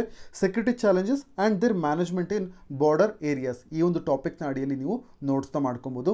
ಮತ್ತು ಈ ಒಂದು ಆರ್ಟಿಕಲ್ನ ಹಿನ್ನೆಲೆಯಲ್ಲಿ BADP ಅಂತ ಹೇಳಿದ್ರೆ ಬಾರ್ಡರ್ ಏರಿಯಾ ಡೆವಲಪ್ಮೆಂಟ್ ಪ್ರೋಗ್ರಾಮ್, ಈ ಒಂದು ಟಾಪಿಕ್ ಕೂಡ ನಮಗೆ ಪ್ರಿಲಿಮ್ಸ್ ಪಾಯಿಂಟ್ ಆಫ್ ವ್ಯೂನಿಂದ ತುಂಬ ಇಂಪಾರ್ಟೆಂಟ್ ಆಗುತ್ತೆ. ಈಗ ಮೊದಲನೇದಾಗಿ ಬಾರ್ಡರ್ ಏರಿಯಾ ಡೆವಲಪ್ಮೆಂಟ್ ಪ್ರೋಗ್ರಾಮ್ ಅಂದರೆ ಏನು ಅಂತ ಹೇಳಿ ಅರ್ಥ ಮಾಡಿಕೊಂಡು ನಂತರದಲ್ಲಿ ಇವತ್ತಿನ ನ್ಯೂಸ್ ಪೇಪರ್ ಆರ್ಟಿಕಲ್ನ ಚರ್ಚೆ ಮಾಡೋಣ. ಬಾರ್ಡರ್ ಏರಿಯಾ ಡೆವಲಪ್ಮೆಂಟ್ ಪ್ರೋಗ್ರಾಮ್ ಇದು ಇನಿಷಿಯಲಿ ಸ್ಟಾರ್ಟ್ ಆದಂಥದ್ದು 1980ರಲ್ಲಿ. ಇದು ವೆಸ್ಟರ್ನ್ ಬಾರ್ಡರ್ ಅಂದರೆ ಪಶ್ಚಿಮ ಗಡಿಯಲ್ಲಿ ಪ್ರಾರಂಭವಾಯಿತು. ಇದೊಂದು ಡೆವಲಪ್ಮೆಂಟ್ ಪ್ರೋಗ್ರಾಮ್ ಆಗಿದೆ. ಈ ಒಂದು ಡೆವಲಪ್ಮೆಂಟ್ ಪ್ರೋಗ್ರಾಮ್ನ ಮೇನ್ ಆಬ್ಜೆಕ್ಟಿವ್ ಏನಾಗಿರುತ್ತೆ ಅಂತ ಹೇಳಿದ್ರೆ, ಬಾರ್ಡರ್ ಏರಿಯಾ ಡೆವಲಪ್ಮೆಂಟ್ ಪ್ರೋಗ್ರಾಮ್ನ ಮೇನ್ ಆಬ್ಜೆಕ್ಟಿವ್ ಏನು ಅಂತ ಹೇಳಿದ್ರೆ ಸ್ಪೆಷಲ್ ಡೆವಲಪ್ಮೆಂಟ್ ನೀಡ್ಗಳನ್ನು ನೋಡುವಂಥದ್ದು ಅಂತ ಹೇಳಿದ್ರೆ, ಕೆಲವೊಂದು ಬಾರಿ ಏನಾಗುತ್ತೆ ಅಂತ ಹೇಳಿದ್ರೆ ಕೆಲವೊಂದು ರಿಮೋಟ್ ಏರಿಯಾಸ್ಗಳು ಇರ್ತವೆ ಅಥವಾ ಇನ್ಆಕ್ಸೆಸಿಬಲ್ ಅಂತ ಹೇಳಿದ್ರೆ ಜನರು ಪ್ರವೇಶವನ್ನು ಪಡೆಯೋದಕ್ಕೆ ಸಾಧ್ಯವಾಗದೇ ಇರುವಂಥ ಏರಿಯಾಸ್ಗಳು ಇರ್ತವೆ ಇಂಟರ್ನ್ಯಾಷನಲ್ ಬಾರ್ಡರ್ನ ಬಳಿಯಲ್ಲಿ. ಇಂಥ ಸಂದರ್ಭದಲ್ಲಿ ಏನಾಗುತ್ತೆ ಅಂತ ಹೇಳಿದ್ರೆ ಆ ಒಂದು ಪ್ರದೇಶದ ಸ್ಪೆಷಲ್ ಡೆವಲಪ್ಮೆಂಟ್ ಕೇರ್ನ ತಗೋಬೇಕು ಅಂತ ಹೇಳಿ ಈ ಒಂದು ಪ್ರೋಗ್ರಾಮನ್ನು ತರಲಾಗಿದೆ. ಇದರ ಮೂಲಕವಾಗಿ ಆ ಒಂದು ಪ್ರದೇಶದಲ್ಲಿ ಅಂತ ಹೇಳಿದ್ರೆ ಯಾವುದಾದ್ರೂ ಒಂದು ಇಂಟರ್ನ್ಯಾಷನಲ್ ಬಾರ್ಡರ್ನ ಸುತ್ತಮುತ್ತ ಇರುವಂತಹ ಹಳ್ಳಿಗಳು, ವಿಲೇಜಸ್ ಆಗಿರ್ಬೋದು ಅಥವಾ ಸಣ್ಣ ಪುಟ್ಟ ಏರಿಯಾಗಳಾಗಿರ್ಬೋದು, ಅವುಗಳ ಸ್ಪೆಷಲ್ ನೀಡ್ಸ್ ಅನ್ನ ಪೂರೈಸುವುದು ಮತ್ತು ಅವರ ಯೋಗಕ್ಷೇಮವನ್ನು ನೋಡಿಕೊಳ್ಳುವುದು ಈ ಒಂದು ಬಾರ್ಡರ್ ಏರಿಯಾ ಡೆವಲಪ್ಮೆಂಟ್ ಪ್ರೋಗ್ರಾಮ್ನ ಮುಖ್ಯವಾದ ಗುರಿಯಾಗಿರುತ್ತೆ. ನಂತರದಲ್ಲಿ ಇದರ ಜೊತೆಗೆ ಎಸೆನ್ಷಿಯಲ್ ಇನ್ಫ್ರಾಸ್ಟ್ರಕ್ಚರ್ ಅಂತ ಹೇಳಿದ್ರೆ ಅಗತ್ಯವಾದಂತಹ ಮೂಲಭೂತ ಸೌಕರ್ಯಗಳನ್ನು ಕೊಡುವಂಥದ್ದು ಕೂಡ ಈ ಒಂದು ಬಾರ್ಡರ್ ಏರಿಯಾ ಡೆವಲಪ್ಮೆಂಟ್ ಪ್ರೋಗ್ರಾಮ್ನ ಇಂಪಾರ್ಟೆಂಟ್ ಆಬ್ಜೆಕ್ಟಿವ್ ಆಗಿದೆ. ಇದರ ಕೆಳಗಡೆ 1980ರಲ್ಲಿ ಸ್ಟಾರ್ಟ್ ಆದಂಥ ಬಾರ್ಡರ್ ಏರಿಯಾ ಡೆವಲಪ್ಮೆಂಟ್ ಪ್ರೋಗ್ರಾಮ್ ಇತ್ತೀಚೆಗೆ ಎಷ್ಟರ ಮಟ್ಟಿಗೆ ಎಕ್ಸ್ಪ್ಯಾಂಡ್ ಆಗಿದೆ ಅಂತ ಹೇಳಿದ್ರೆ ನಮ್ಮ ದೇಶದ ಒಟ್ಟು 16 ರಾಜ್ಯಗಳಲ್ಲಿ 111 ಗಡಿ ಜಿಲ್ಲೆಗಳ 396 ಬ್ಲಾಕ್ಗಳು ಇದರ ಅಡಿಯಲ್ಲಿ ಕವರ್ ಆಗಿದೆ ಮತ್ತು 2 ಯೂನಿಯನ್ ಟೆರಿಟರಿಗಳಿಗೂ ಕೂಡ ಈ ಒಂದು ಬಾರ್ಡರ್ ಏರಿಯಾ ಡೆವಲಪ್ಮೆಂಟ್ ಪ್ರೋಗ್ರಾಮ್ ವಿಸ್ತಾರವಾಗಿದೆ. ಆ ಬಾರ್ಡರ್ ಏರಿಯಾ ರಾಜ್ಯಗಳು ಯಾವುದಾದ್ರು ಅನ್ನೋದನ್ನ ಜಸ್ಟ್ ಗ್ಲಾನ್ಸ್ ಮಾಡೋದಾದ್ರೆ ಅರುಣಾಚಲ್ ಪ್ರದೇಶ್, ಅಸ್ಸಾಂ, ಬಿಹಾರ್, ಗುಜರಾತ್, ಹಿಮಾಚಲ್ ಪ್ರದೇಶ್, ಮಣಿಪುರ್, ಮೇಘಾಲಯ, ಮಿಜೋರಾಂ, ನಾಗಾಲ್ಯಾಂಡ್, ಪಂಜಾಬ್, ರಾಜಸ್ಥಾನ್, ಸಿಕ್ಕಿಂ, ತ್ರಿಪುರಾ, ಉತ್ತರ ಪ್ರದೇಶ್, ಉತ್ತರಾಖಂಡ್ ಮತ್ತು ವೆಸ್ಟ್ ಬೆಂಗಾಲ್ ಇವು 16 ರಾಜ್ಯಗಳಾಗಿದ್ದಾವೆ. ನಂತರದಲ್ಲಿ 2 ಯೂನಿಯನ್ ಟೆರಿಟರಿಗಳು, ಅದು ಯಾವುದಾದ್ರು ಅಂತ ಹೇಳಿದ್ರೆ ಇತ್ತೀಚೆಗೆ ಹೊಸದಾಗಿ ನಿರ್ಮಾಣ ಮಾಡಿದಂಥ Jammu and Kashmir union territory ಮತ್ತು ಲಡಾಖ್ ಯೂನಿಯನ್ ಟೆರಿಟರಿ. ಈ 16 ರಾಜ್ಯಗಳು ಮತ್ತು 2 ಯೂನಿಯನ್ ಟೆರಿಟರಿಗಳು ಈ ಬಾರ್ಡರ್ ಏರಿಯಾ ಡೆವಲಪ್ಮೆಂಟ್ ಪ್ರೋಗ್ರಾಮ್ನ ಕೆಳಗಡೆ ಕವರ್ ಆಗಿದೆ. ನಂತರದಲ್ಲಿ ಬಾರ್ಡರ್ ಏರಿಯಾ ಡೆವಲಪ್ಮೆಂಟ್ ಪ್ರೋಗ್ರಾಮ್ ಇದೊಂದು ಸೆಂಟ್ರಲಿ ಸ್ಪಾನ್ಸರ್ಡ್ ಸ್ಕೀಮ್ ಅಥವಾ ಸೆಂಟ್ರಲ್ ಸೆಕ್ಟರ್ ಸ್ಕೀಮಾ ಅಂತ ಹೇಳಿ ನಾವು ತಿಳ್ಕೊಬೇಕಾಗುತ್ತೆ. ಇದೊಂದು ಕೋರ್ ಸೆಂಟ್ರಲಿ ಸ್ಪಾನ್ಸರ್ಡ್ ಸ್ಕೀಮ್ ಆಗಿದೆ ಅಂತ ಹೇಳಿದ್ರೆ ಇಲ್ಲಿ ಸೆಂಟ್ರಲ್ ಗೌರ್ಮೆಂಟ್ಗಳು ಮತ್ತು ಸ್ಟೇಟ್ ಗೌರ್ಮೆಂಟ್ಗಳು ಸೆಂಟ್ರಲ್ ಗೌರ್ಮೆಂಟ್ ಮತ್ತು ಸ್ಟೇಟ್ ಗೌರ್ಮೆಂಟ್ಗಳು ತಮ್ಮ ಅಮೌಂಟನ್ನು ಶೇರ್ ಮಾಡ್ತವೆ. ಎಕ್ಸಾಂಪಲ್ ಮೂಲಕವಾಗಿ ಹೇಳೋದಾದರೆ ನಾರ್ತ್ ಈಸ್ಟರ್ನ್ ಮತ್ತು ಹಿಮಾಲಯನ್ ಸ್ಟೇಟ್ಸ್ಗಳು 90:10ನಲ್ಲಿ 90% ಹಣವನ್ನು ಸೆಂಟ್ರಲ್ ಗೌರ್ಮೆಂಟ್ ಭರಿಸಿದ್ರೆ ಇನ್ನುಳಿದಂಥ 10% ಹಣವನ್ನು ಆಯಾ ಸ್ಟೇಟ್ ಗೌರ್ಮೆಂಟ್ಗಳು ಭರಿಸಬೇಕು. ನಂತರದಲ್ಲಿ ಬೇರೆ ಸ್ಟೇಟ್ಸ್ಗಳ ವಿಚಾರವಾಗಿ 60:40 ಅಂತ ಹೇಳಿದ್ರೆ 60% ಹಣವನ್ನು ಸೆಂಟ್ರಲ್ ಗೌರ್ಮೆಂಟ್ ಭರಿಸಿದ್ರೆ ಇನ್ನುಳಿದ 40% ಹಣವನ್ನು ಸ್ಟೇಟ್ ಗೌರ್ಮೆಂಟ್ಸ್ಗಳು ಭರಿಸಬೇಕು. ಈ ಒಂದು ಪಾಯಿಂಟ್ ನಿಮಗೆ ನೆನಪಿರಬೇಕು. ಈ ರೀತಿ ಶೇರಿಂಗ್ ಸಿಸ್ಟಮ್ ಅನ್ನ ಸೆಂಟ್ರಲಿ ಸ್ಪಾನ್ಸರ್ಡ್ ಸ್ಕೀಮ್ ಅಂತ ಹೇಳಿ ಕರಿತೀವಿ. ಅದೇ ಸೆಂಟ್ರಲ್ ಸೆಕ್ಟರ್ ಸ್ಕೀಮ್ ಆಗಿದ್ರೆ ಕಂಪ್ಲೀಟ್ ಆಗಿ 100% ಫಂಡಿಂಗ್ ಅನ್ನ ಸೆಂಟ್ರಲ್ ಗೌರ್ಮೆಂಟೇ ಮಾಡಬೇಕಿತ್ತು. ಆದರೆ ಬಾರ್ಡರ್ ಏರಿಯಾ ಡೆವಲಪ್ಮೆಂಟ್ ಸ್ಕೀಮ್ ಇದೊಂದು ಸೆಂಟ್ರಲಿ ಸ್ಪಾನ್ಸರ್ಡ್ ಸ್ಕೀಮ್ ಆಗಿದೆ. ಈ ಒಂದು ಪಾಯಿಂಟ್ ನೀವು ನೆನ್ಪಿಟ್ಕೊಂಡಿರಬೇಕು. ನಂತರದಲ್ಲಿ ಯಾವ ರೀತಿ ಫಂಡನ್ನು ಅಲೋಕೇಟ್ ಮಾಡ್ತಾರೆ ಅನ್ನೋದನ್ನು ನೋಡೋದಾದ್ರೆ ಸ್ಟೇಟ್ಗಳಿಗೆ ಈಕ್ವಲ್ ವೈಟೇಜ್ ಅಥವಾ ಪ್ಯಾರಾಮೀಟರ್ಸ್ಗಳು ಯಾವುದಾದ್ರು ಕನ್ಸಿಡರ್ ಮಾಡ್ತಾರೆ ಅನ್ನೋದನ್ನು ನೋಡೋದಾದ್ರೆ 3 ಪ್ಯಾರಾಮೀಟರ್ಸ್ಗಳನ್ನ ಕನ್ಸಿಡರ್ ಮಾಡ್ತಾರೆ. ಮೊದಲನೇದಾಗಿ ಇಂಟರ್ನ್ಯಾಷನಲ್ ಬಾರ್ಡರ್ ಎಷ್ಟು ಲೆಂತ್ ಇದೆ ಅಂತ ಹೇಳಿ ನೋಡ್ತಾರೆ. ನಂತರದಲ್ಲಿ ಈ ಒಂದು ಬಾರ್ಡರ್ ಬ್ಲಾಕ್ ಯಾವ ಏರಿಯಾದಲ್ಲಿ ಅವರು ಡೆವಲಪ್ಮೆಂಟ್ ಮಾಡೋದಕ್ಕೆ ಹೋಗ್ತಾರೋ ಆ ಒಂದು ಬಾರ್ಡರ್ ಬ್ಲಾಕ್ನಲ್ಲಿ ಎಷ್ಟು ಪಾಪ್ಯುಲೇಷನ್ ಇದೆ ಅಂತ ಹೇಳಿ ನೋಡ್ತಾರೆ ಮತ್ತು ಆ ಒಂದು ಬಾರ್ಡರ್ ಬ್ಲಾಕ್ನ ಏರಿಯಾವನ್ನು ಗಮನಿಸ್ತಾರೆ. ಈ 3 ಪ್ಯಾರಾಮೀಟರ್ಗಳ ಮೇಲೆ ಫಂಡನ್ನು ಅಲೋಕೇಟ್ ಮಾಡ್ತಾರೆ. ಇಷ್ಟೇ ಅಲ್ಲ, ಇದರ ಜೊತೆಗೆ ಫಂಡ್ ಈಗ 100 ಕೋಟಿ ರಿಲೀಸ್ ಮಾಡಿದ್ರು ಅಂತ ಹೇಳಿದ್ರೆ ಇದರಲ್ಲಿ 40% ಹಣವನ್ನು ಈಗ 100 ಕೋಟಿ ರಿಲೀಸ್ ಮಾಡಿದ್ರು ಅಂತ ಹೇಳಿದ್ರೆ 40 ಕೋಟಿಯಷ್ಟು ಹಣವನ್ನು ನಾರ್ತ್ ಈಸ್ಟರ್ನ್ ಸ್ಟೇಟ್ಸ್ಗಳಿಗೆ ಅಲೋಕೇಟ್ ಮಾಡ್ತಾರೆ. ಇನ್ನುಳಿದ 60% ಅಂತ ಹೇಳಿದ್ರೆ 60 ಕೋಟಿಯನ್ನು ಇನ್ನುಳಿದ ಸ್ಟೇಟ್ಗಳಿಗೆ ಅಲೋಕೇಟ್ ಮಾಡ್ತಾರೆ. ನೀವು ಈ ಪ್ಯಾರಾಮೀಟರ್ಸ್ಗಳನ್ನ ನೆನ್ಪಿಟ್ಕೊಂಡಿರಿ, ಯಾವ ರೀತಿಯಲ್ಲಿ ಫಂಡ್ ಅಲೋಕೇಶನ್ ಮತ್ತು ಇಂಪ್ಲಿಮೆಂಟೇಷನ್ ನಡೆಯುತ್ತೆ ಅನ್ನೋದನ್ನ. ಇಲ್ಲಿ ಮುಖ್ಯವಾಗಿ ನೀವು ನೆನ್ಪಿಟ್ಕೊಂಡಿರ್ಬೇಕಂತದ್ದು ಇದೊಂದು ಸೆಂಟ್ರಲಿ ಸ್ಪಾನ್ಸರ್ಡ್ ಸ್ಕೀಮ್ ಆಗಿದೆ ಅನ್ನುವಂಥದ್ದು ನೀವು ನೆನ್ಪಿಟ್ಕೊಂಡಿರ್ಬೇಕಾಗುತ್ತೆ. ಇದರ ಜೊತೆಗೆ ಇದು ನಾನ್ ಲ್ಯಾಪ್ಸೆಬಲ್ ಫಂಡ್ ಆಗಿದೆ. MP ಲ್ಯಾಡ್ಸ್ ಅಂದ್ರೆ member of parliament local area development scheme ಏನಿತ್ತು ಅದು ಕೂಡ ನಾನ್ ಲ್ಯಾಪ್ಸೆಬಲ್ ಫಂಡ್ ಆಗಿತ್ತು. ಈ ಒಂದು BADP ಅಂದ್ರೆ ಬಾರ್ಡರ್ ಏರಿಯಾ ಡೆವಲಪ್ಮೆಂಟ್ ಪ್ರೋಗ್ರಾಮ್ನ ಕೆಳಗಡೆ ಕೂಡ ರಿಲೀಸ್ ಆಗುವಂತಹ ಹಣ ನಾನ್ ಲ್ಯಾಪ್ಸೆಬಲ್ ಫಂಡ್ ಆಗಿದೆ ಅಂತ ಹೇಳಿದ್ರೆ ಈ ವರ್ಷ ಉಪಯೋಗಿಸಿಕೊಳ್ಳೋದಕ್ಕೆ ಸಾಧ್ಯವಾಗಲಿಲ್ಲ ಅಂತ ಹೇಳಿದ್ರೆ ಈ ಒಂದು ಅಲೋಕೇಶನ್ ಮುಂದಿನ ವರ್ಷಕ್ಕೂ ಕೂಡ ಮುಂದುವರಿಯುತ್ತೆ. ಇದು ಲ್ಯಾಪ್ಸ್ ಆಗೋದಿಲ್ಲ. ಅದರಿಂದಾಗಿ ನಾನ್ ಲ್ಯಾಪ್ಸೆಬಲ್ ಅನ್ನುವಂಥ ಒಂದು ಪಾಯಿಂಟನ್ನು ಕೂಡ ನೀವು ನೆನ್ಪಿಟ್ಕೊಂಡಿರಿ ಬಾರ್ಡರ್ ಏರಿಯಾ ಡೆವಲಪ್ಮೆಂಟ್ ಪ್ರೋಗ್ರಾಮ್ನ ವಿಚಾರವಾಗಿ. ಈಗ ನಾವು ಇವತ್ತಿನ ನ್ಯೂಸ್ ಪೇಪರ್ ಆರ್ಟಿಕಲ್ನಲ್ಲಿ ಮೆನ್ಷನ್ ಆಗಿರುವಂಥ ಚರ್ಚೆಯ ಹೈಲೈಟ್ಸ್ಗಳನ್ನು ನೋಡೋದಾದ್ರೆ ಇಲ್ಲಿ ನಾವು ಮೊದಲನೇದಾಗಿ ಅರ್ಥ ಮಾಡ್ಕೋಬೇಕು, ಇಂಡಿಯಾ ಮತ್ತು ಚೈನಾದ ಬಾರ್ಡರ್ನ ನಡುವೆ ಹಲವಾರು ಕನ್ಫ್ಯೂಸ್ಗಳು ಅಥವಾ ಡಿಸ್ಪ್ಯೂಟ್ಸ್ಗಳು ರೈಸ್ ಆಗ್ತಾನೆ ಇದೆ. ಇಂಥ ಸಂದರ್ಭದಲ್ಲಿಯೇ ಈಗ ಮಿನಿಸ್ಟ್ರಿ ಆಫ್ ಹೋಮ್ ಅಫೇರ್ಸ್ ಒಂದು ಹೊಸ ಗೈಡ್ಲೈನ್ ಅನ್ನು ತಂದಿದೆ ಬಾರ್ಡರ್ ಏರಿಯಾ ಡೆವಲಪ್ಮೆಂಟ್ನ ವಿಚಾರವಾಗಿ. ಈ ಹಿಂದೆ ಕೂಡ ಭಾರತ 61 ಸ್ಟ್ರಾಟಜಿಕ್ ರೋಡ್ಸ್ಗಳನ್ನು ಕಂಪ್ಲೀಟ್ ಮಾಡಬೇಕು, ಚೀನಾ ಮತ್ತು ಭಾರತ ದೇಶ ನಡುವೆ ಇರುವಂತಹ 61 ಸ್ಟ್ರಾಟಜಿಕ್ ರೋಡ್ಸ್ ಗಳ ಕನ್ಸ್ಟ್ರಕ್ಷನ್ ಅನ್ನು ಕಂಪ್ಲೀಟ್ ಮಾಡಬೇಕು 2022ರ ಒಳಗಾಗಿ ಅಂತ ಹೇಳಿ ನಿಯೋಜನೆ ಮಾಡಿಕೊಂಡಿತ್ತು. ಈ ವಿಚಾರದಲ್ಲಿಯೇ ಈಗ 2020 ಮತ್ತು 21ನೇ ಫೈನಾನ್ಷಿಯಲ್ ಇಯರ್ಗೆ ಅಲೋಕೇಟ್ ಮಾಡಿದಂತ 784 ಕೋಟಿಯನ್ನ ಅಂದ್ರೆ ಬಾರ್ಡರ್ ಏರಿಯಾ ಡೆವಲಪ್ಮೆಂಟ್ ಪ್ರೋಗ್ರಾಮ್ನ ಕೆಳಗಡೆ 784 ಕೋಟಿಯನ್ನ ಅಲೋಕೇಟ್ ಮಾಡಲಾಗಿತ್ತು. ಈಗ ಇದರಲ್ಲಿ 78.4 ಕೋಟಿಯಷ್ಟು ಹಣವನ್ನ ಈಗ ಭಾರತ ಮತ್ತು ಚೈನಾದ ಗಡಿಯಲ್ಲಿ ಇರುವಂತಹ ವಿಲೇಜಸ್ ಗಳನ್ನ ಡೆವಲಪ್ಮೆಂಟ್ ಮಾಡೋದಕ್ಕೋಸ್ಕರ ಈ ಒಂದು ಸ್ಟ್ರಾಟಜಿಕ್ ಮೂವ್ ಅನ್ನ ಈಗ ಸರ್ಕಾರ ತೆಗೆದುಕೊಂಡಿದೆ. 784 ಕೋಟಿಯನ್ನ BADP ಅಂದ್ರೆ ಬಾರ್ಡರ್ ಏರಿಯಾ ಡೆವಲಪ್ಮೆಂಟ್ ಪ್ರೋಗ್ರಾಮ್ ನ ಕೆಳಗಡೆ ಅಲೋಕೇಟ್ ಮಾಡಿತ್ತು ಸರ್ಕಾರ. ಇದರಲ್ಲಿ 10% ಅಷ್ಟು ಹಣವನ್ನ 78.4 ಕ್ರೋರ್ಗಳಷ್ಟು ಈಗ ಇಂಡಿಯಾ ಮತ್ತು ಚೈನಾ ಬಾರ್ಡರ್ ಶೇರ್ ಮಾಡುತ್ತಲ್ಲ ಆ ಒಂದು ಪ್ರದೇಶದಲ್ಲಿ ಇರುವಂತಹ ಹಳ್ಳಿಗಳಿಗೆ ಈಗ ಸ್ಟ್ರಾಟಜಿಕಲಿ ಡೆವಲಪ್ ಮಾಡಬೇಕು ಅಂತ ಹೇಳಿ ಈಗ ಸರ್ಕಾರ ಮುಂದಾಗಿದೆ. ಯಾವ ರೀತಿಯಾದಂತಹ ಡೆವಲಪ್ಮೆಂಟ್ ಅನ್ನೋದನ್ನ ನೋಡೋದಾದ್ರೆ ಮೊದಲನೇದಾಗಿ ರಸ್ತೆಗಳನ್ನ ಕನ್ಸ್ಟ್ರಕ್ಟ್ ಮಾಡುವಂಥದ್ದು, ಸೇತುವೆಗಳನ್ನ ಕನ್ಸ್ಟ್ರಕ್ಟ್ ಮಾಡುವಂಥದ್ದು, ಕಲ್ವರ್ಟ್ಸ್, ಅದಾದ್ಮೇಲೆ ಪ್ರಾಥಮಿಕ ಶಾಲೆಗಳನ್ನ, ಆರೋಗ್ಯ ಮೂಲ ಸೌಕರ್ಯವನ್ನು ನೀಡುವಂಥದ್ದು, ಆಟದ ಮೈದಾನಗಳನ್ನ ಅಥವಾ ನೀರಾವರಿ ಕಾರ್ಯಗಳನ್ನ, ಮಿನಿ ಕ್ರೀಡಾಂಗಣಗಳು, ಬಾಸ್ಕೆಟ್ಬಾಲ್ಗಾಗಿ ಒಳಾಂಗಣ, ಬ್ಯಾಡ್ಮಿಂಟನ್ ಮತ್ತು ಟೇಬಲ್ ಟೆನ್ನಿಸ್ಗಳ ಕೋರ್ಟ್ ಅನ್ನ ನಿರ್ಮಾಣಕ್ಕೆ ಈ ರೀತಿ 10 ಕಿಲೋಮೀಟರ್ ಬಾರ್ಡರ್ ನಲ್ಲಿ ಈ ರೀತಿಯಂತ ಕನ್ಸ್ಟ್ರಕ್ಷನ್ಸ್ ಗಳನ್ನ ಮಾಡಬೇಕು ಅಂತ ಹೇಳಿ ಈಗ ಸರ್ಕಾರ ಮುಂದಾಗಿದೆ. ಈ ರೀತಿಯಲ್ಲಿ ಒಂದು ಸರ್ಕಾರ ಸ್ಟ್ರಾಟಜಿಕಲಿ ಒಂದು ಹಳ್ಳಿಯನ್ನ ಡೆವಲಪ್ಮೆಂಟ್ ಮಾಡೋದಕ್ಕೆ, ಅದು ಬಾರ್ಡರ್ ಏರಿಯಾಗಳಲ್ಲಿ ಡೆವಲಪ್ಮೆಂಟ್ ಮಾಡೋದಕ್ಕೆ ಮುಂದಾದಂತಹ ಸಂದರ್ಭದಲ್ಲಿ ಅದು ಏನಾಗುತ್ತೆ ಅಂತ ಹೇಳಿದ್ರೆ ಒಂದು ಒಳ್ಳೆಯ ಪಾಸಿಟಿವ್ ಪರ್ಸೆಪ್ಷನ್ ಅಂತ ಹೇಳಿದ್ರೆ ಒಂದು ಸಕಾರಾತ್ಮಕ ಗ್ರಹಿಕೆ ಆ ಒಂದು ಪ್ರದೇಶದಲ್ಲಿ ಮೂಡುತ್ತೆ.